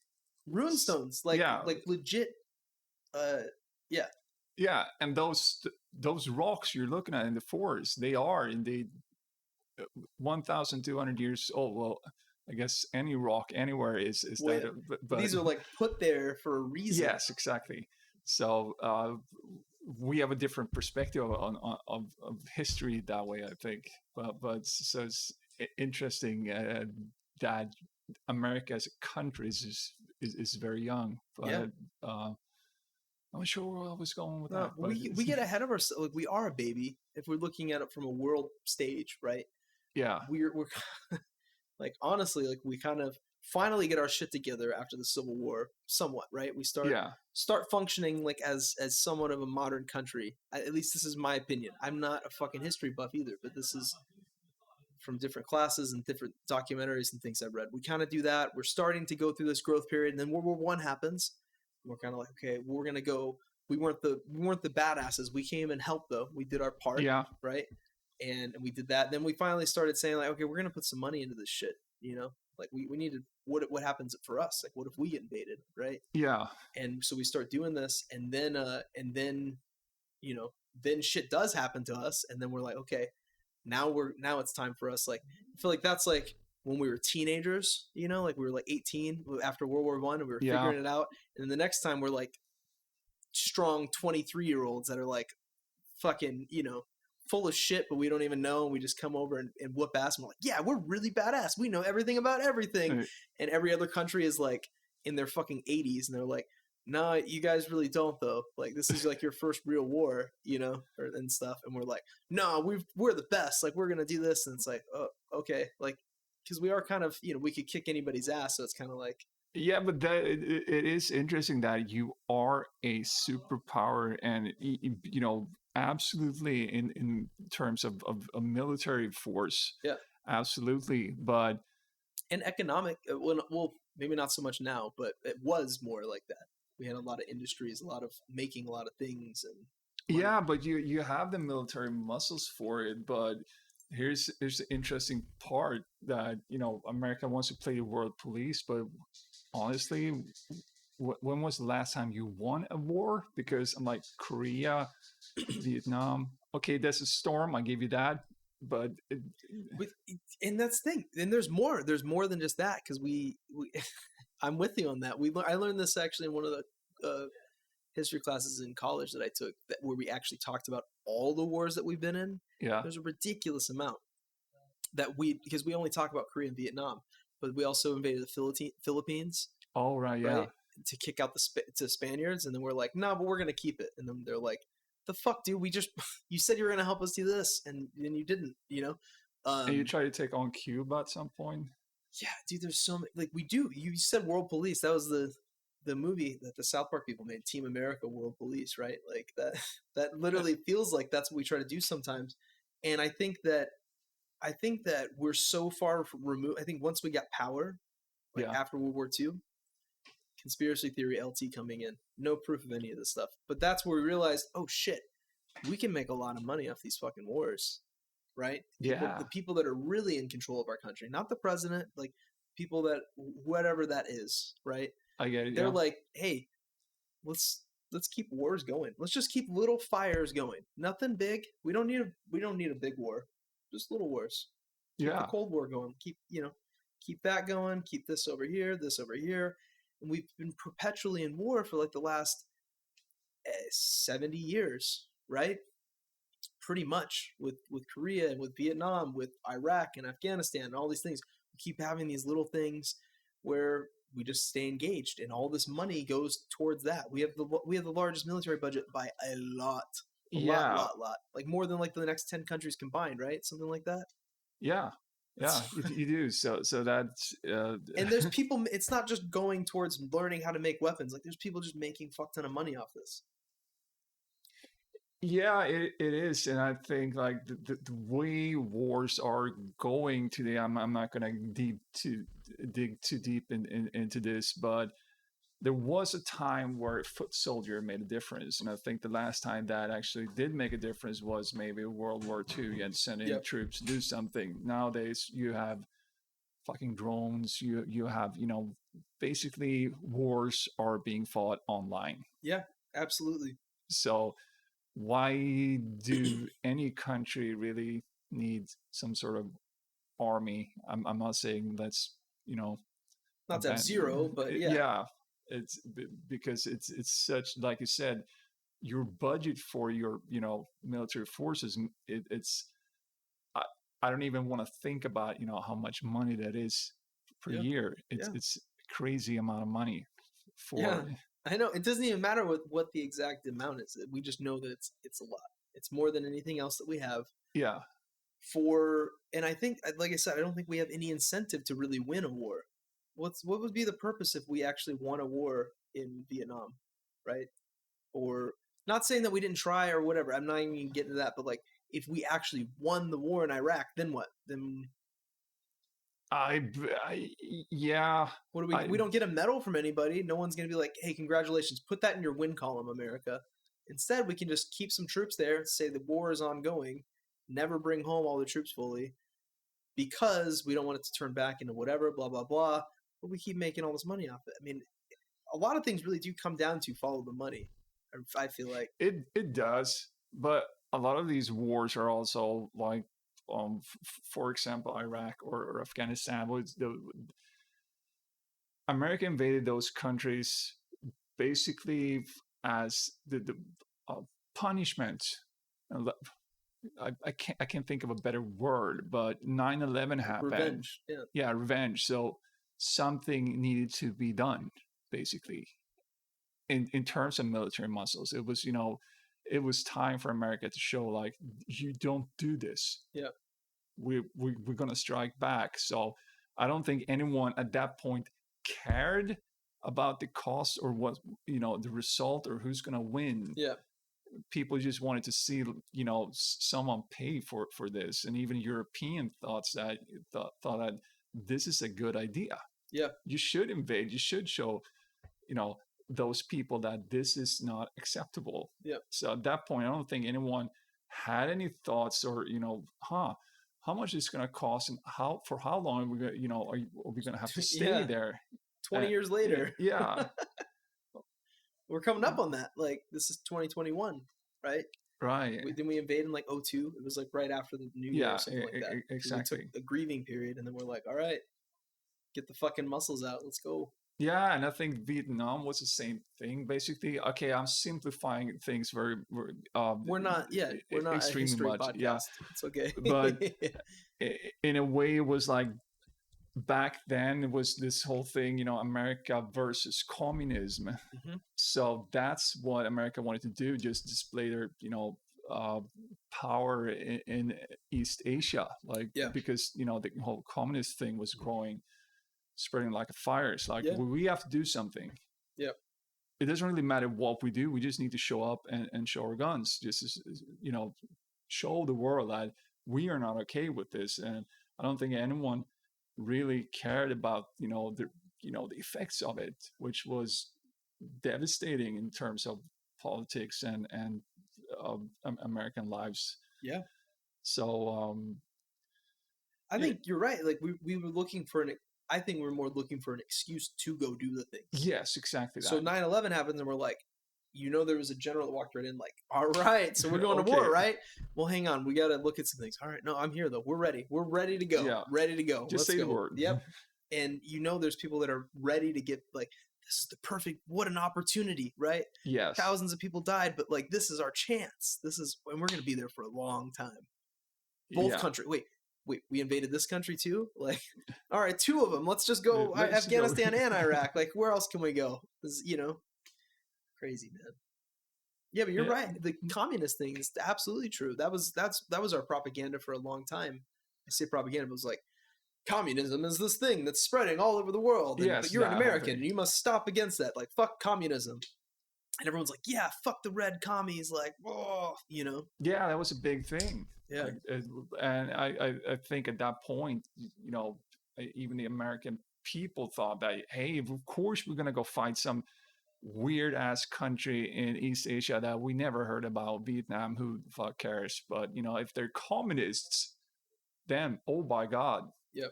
Let's go there and show them who the man is. And that was that.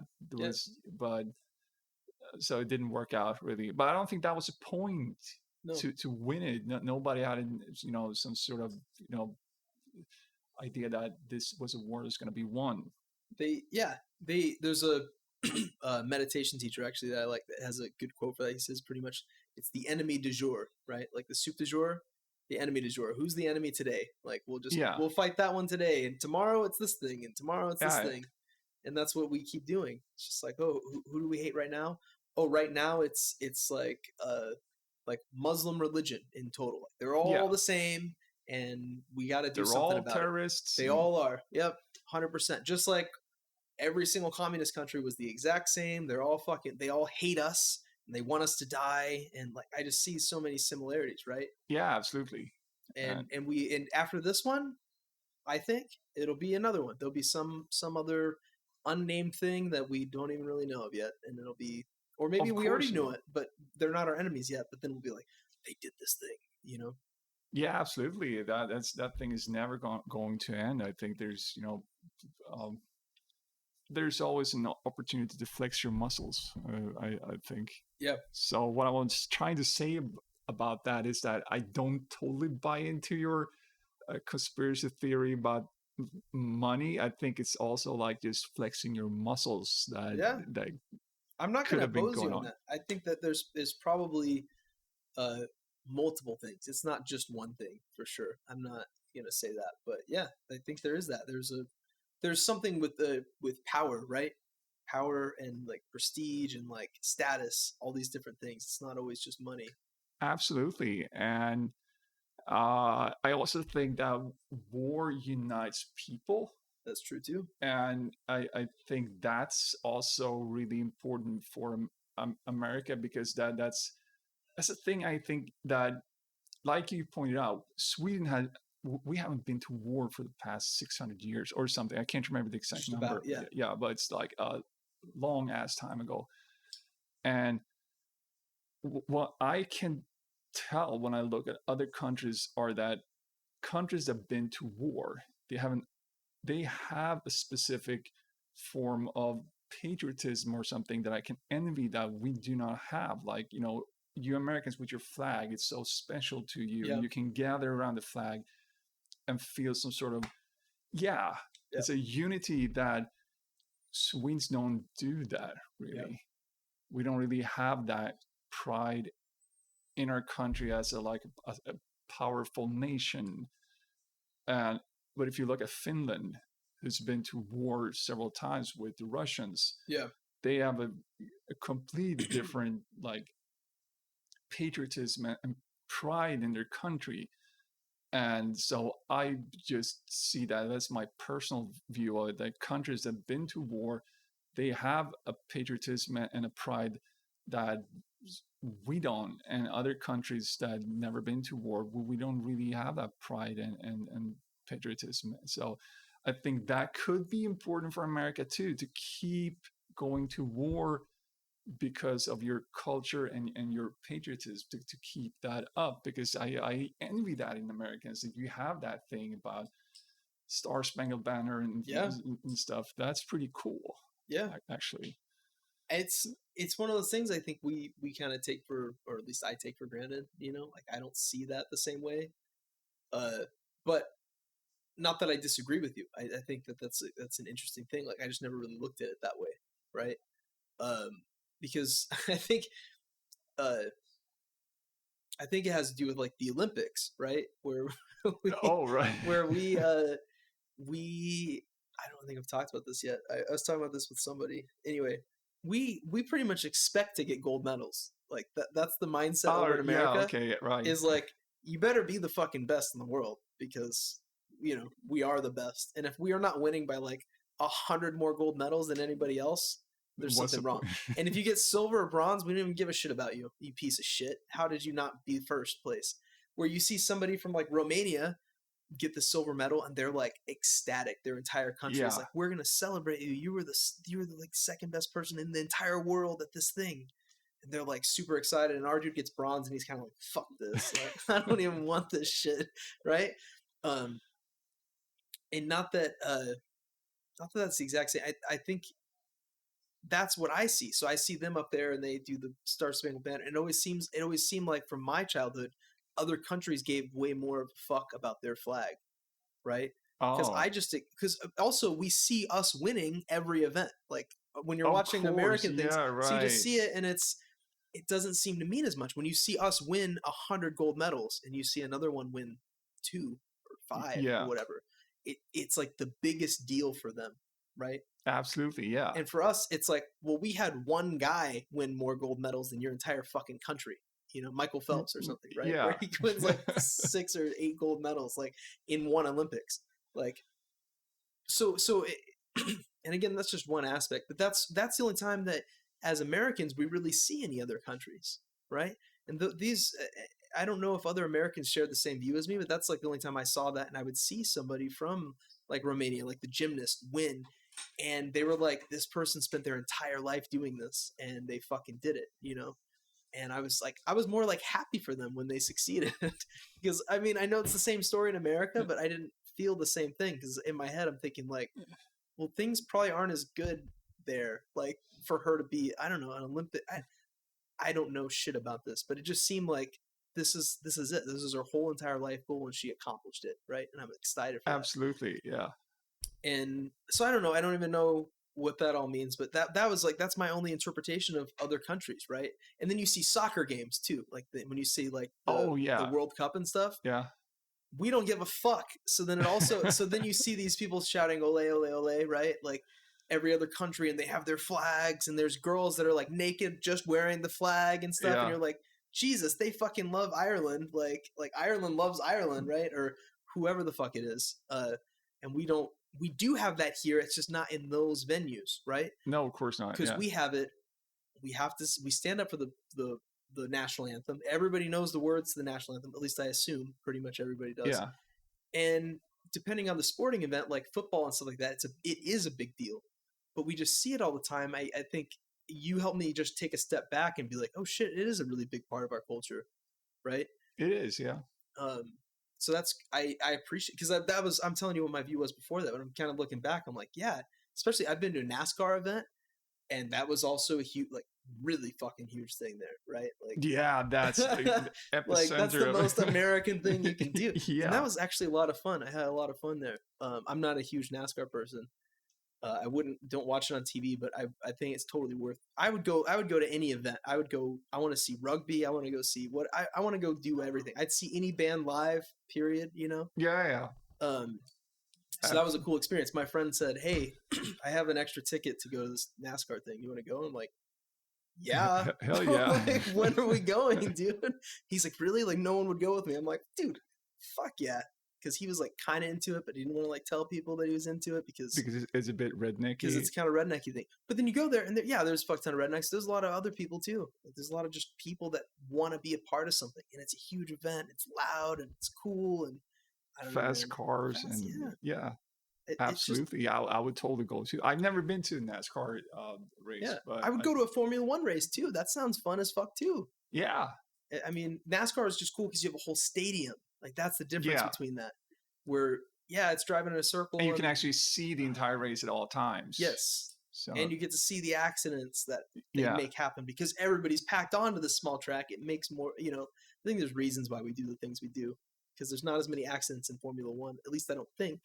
No, there's not because and if it is, it's one car. It's not like they're 20 cars got taken out. I don't know. No, it's not like that. There are fewer accidents, and I think that Formula One cars are safer actually. So if they do crash, it looks horrible because everything just seems to explode. But it's not that bad. Yeah, and that's I likened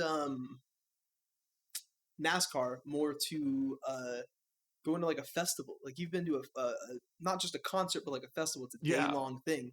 That's what this felt like. We got there like 10 in the morning, and it just went for hours and hours and hours, and you don't even have to pay attention. You're bullshitting with your friends. You're going to get food. You're doing. It's not just sit there and watch. Like, I don't think there's any band that I could watch for like 8 hours straight, right? Like, I don't. No. You want to do the festival experience. Yeah, and there's shops, and you're people watching. There's crazy people. You see people get shit faced, and they're entertaining, and then oh shit, there's the race, and like there's this metronome sound almost of the cars coming around every minute. There's this this fucking all this shit, and then it's I don't know. It's an interesting experience. I would probably go again if somebody had a free ticket. I'm not going out of my way to go to NASCAR, but it was fun, man. Yeah, I want to do that too at some point. Yeah, when you go visit. And I'm gonna jump ship again because I think it was something that was cool. So when you said that, because I know you've been to America a few times. Yeah. I remember last time that I came here, you guys talked about driving across America. Yeah. And I know that's a big thing, like that people do too. Like they make their own van and they go on a road trip across America, and I think that's another thing we take for granted. You mentioning seeing the open space. Yes. I grew up in Arizona, where there's tons of open, like that's all I know, right? So whenever I've traveled to somewhere that had rolling hills, I was like, what? There's trees like everywhere. I can see, I can't see forever. Like that's weird. Almost. Yeah, that must be weird. Yeah. So, but that's a different perspective. You've lived here, you grew up in Sweden, in which I know I've put some videos and stuff of me walking around and everything, but you guys have different architecture. You guys have pines, you have hills, you have, all these different things that I'm not used to that are amazing. But you grow up and you see this every day, whether you live up north or down here or whatever, and you go there and you're like, wait, we've been driving for 5 hours straight and we haven't seen a single hill or mountain or tree. Like, what? What the fuck? I know. In all directions, there's nothing. If you go that trip from California to Texas, I know that drive. There's not a whole lot going on. I know it's almost like you almost get depressed after a while because it feels like so open. Yeah, it's so open. But it gave me an idea of how fucking huge this piece of country is. Yeah. That you start to think like so the whole what do you call them, like the back in the days when people traveled to California, like pioneers or pioneers, so, like whatever, that trek. Mm-hmm. I mean that in a wagon. Yeah. It gave me a perspective of what that might have been like when you travel this road for hours and hours in a fucking car. Yeah. But they did is basically by foot or with a wagon and horses. And this must have been like, it was taking months through this, desert and whatnot. It just gave me a new perspective of what that must have been like. And also the perspective of like, what I'm not going to dig too deep into that either, but the whole Mexican border, when you get a glimpse of how fucking far it is. Yep. And there's no people who's walking over this border.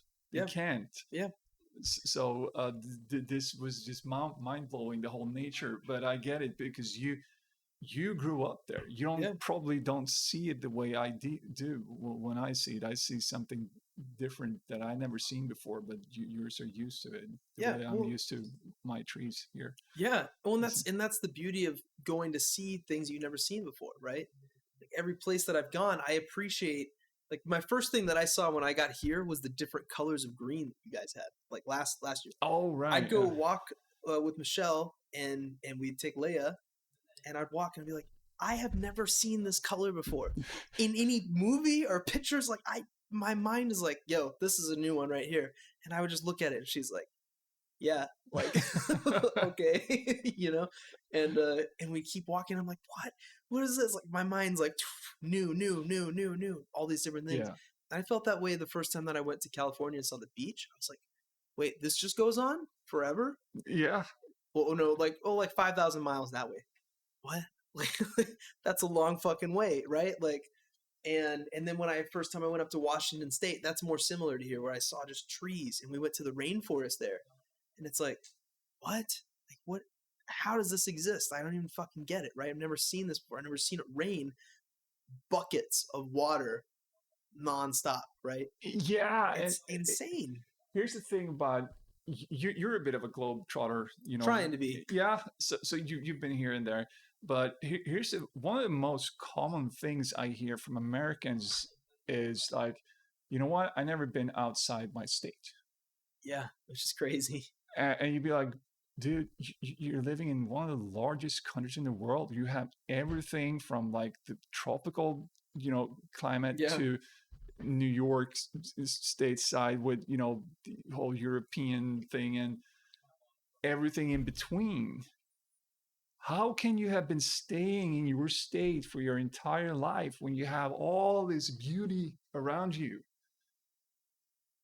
I live in Sweden, and I've been traveling around a bit, and it's not that different up north from. Yeah, it is, but it's not that different. It's not like California versus New York different, because that's the thing that is so mind blowing to me, that you live in this amusement park of a country, but you don't go outside your own state for 30 years. Why? Yeah. That's kind of weird that Americans don't seem to travel like a lot. There's, I think it's going to depend on where you're from. I think definitely, like, you've seen more LA and New York. Like, those places are so big. Like, depending on what you want, you have no reason to leave there. I mean, you could try to do something different in LA every day, and you'd never run out of things to do because there's constantly shit growing. Yeah. To be fair, like for those places, but I know what you're saying. Like, I think that's more of a common thing in those places, because I think most people that live in like bumfuck Indiana, no offense to Indiana, Chattanooga, like they're like, I want to get out of here someday. Like that's like what a lot of people growing. Like I want to go. I think there's more of that. But like, to be fair, I mean, I have traveled, and probably, I mean, more than a lot of people I know. There's some people there's no comparison, right? Definitely traveled out of state a lot, because California's right there. Yeah. Washington. I've been to a lot of different states, which I understand that more. I mean, I love going to different countries too. But I understand just going to different states, because we do it'd be like living in Europe and going to France and Germany and whatever. Like, our cities and states are so different. Like the most recent one, I drove with my dad through. We drove from Oklahoma to Ohio. Right? I flew to Oklahoma, visited some family there. We drove up, and this time we went through Nashville. So we got to go through Nashville. Oh, cool! And I was like, Dad, I'm not asking for much on this trip, but like, we have to get some food while we're here. Like, he's like, I'll leave that up to you. So I'm like, I'm getting some Nashville barbecue. Like, and I did all this research, and we went out of our way to go to this place, and it was so fucking cool to go to just the way they do the restaurant setup, just the way, like, it's all American, right? But it felt different. The people were different. The way they talked was different. The types of items they combined, it was just all different. It wasn't like the most amazing thing I've ever eaten, but it was the experience. And I love having that experience everywhere. When I went to New York, right? Like, when anywhere, like, I enjoy that. I love that about here too. I get to even just see how you guys eat or whatever, and like bring over all these little cultural things. There's something magical with that. And I think a lot of times people are scared to do that, or they have this mindset that, I don't know why this is so prevalent where we are. And you can let me know if Swedes feel that way, but it's like, well, why do I need to go see this thing? Why do I need to do that? I'm fine where I'm at. Because there's got to be Swedes that don't leave the country either, right? Yeah, I guess. But here's, every other Swede you talk to, they've probably been to London in England. They've been to France, Paris, or Berlin. Everyone I know has at some point been, outside of Sweden. But of course, we have people who wouldn't like move out of their own city. But I think I'm trying to make this into some science that it's not, because when I say that I speak to a lot of Americans, I mean, the two handful of Americans I ever spoke to. But the interesting thing that those people had together was, or in common, was that they never been outside of their own state, which to me was like, what? It shouldn't have. I mean, in my opinion, people can do whatever the fuck they want. That shouldn't happen. Like, but the fact it does. I mean, there's probably a good sizable. I would love to know the actual percentages, and this is where I'd love to have an assistant on the podcast to be like, hey, pull this up for me, right? Yeah, like, right. But I imagine there's a good percentage of people, at least half the people in America, that have never left the country. Yeah, for sure. and I'd say probably like 10 or 20% of that of the population that never left their state, which is actually like we have 400 million people. That's like millions of people that have never left their state, right? Yeah, for like any reason, period. And that's, you know, as a European, that just seems like, you know, less of an effort to go to another state in There's America. Not even like any, you don't have to do anything. You just drive. Exactly, you just drive and you're there. So, you know, why not? You can take a train, like even train or bus fare or anything like to go to California is like nothing from Arizona. Like to go one state line, it's like nothing. If you wanted to, you could do it. So that's a bit, you know, crazy, I think. Yeah, there's no border control. There's no, like, no state is going to stop you from going to any other state. You can go from Maine to California. Yeah, absolutely. No just stopping. Do it. Yeah, stopping only for gas. Yeah. Yeah, that's it's weird, man. Yeah. So I think I usually do questions for people, but I think we're good with that. I would like to finish off with a question. Okay. and then I think I'm feeling good about wrapping it up. You feeling good?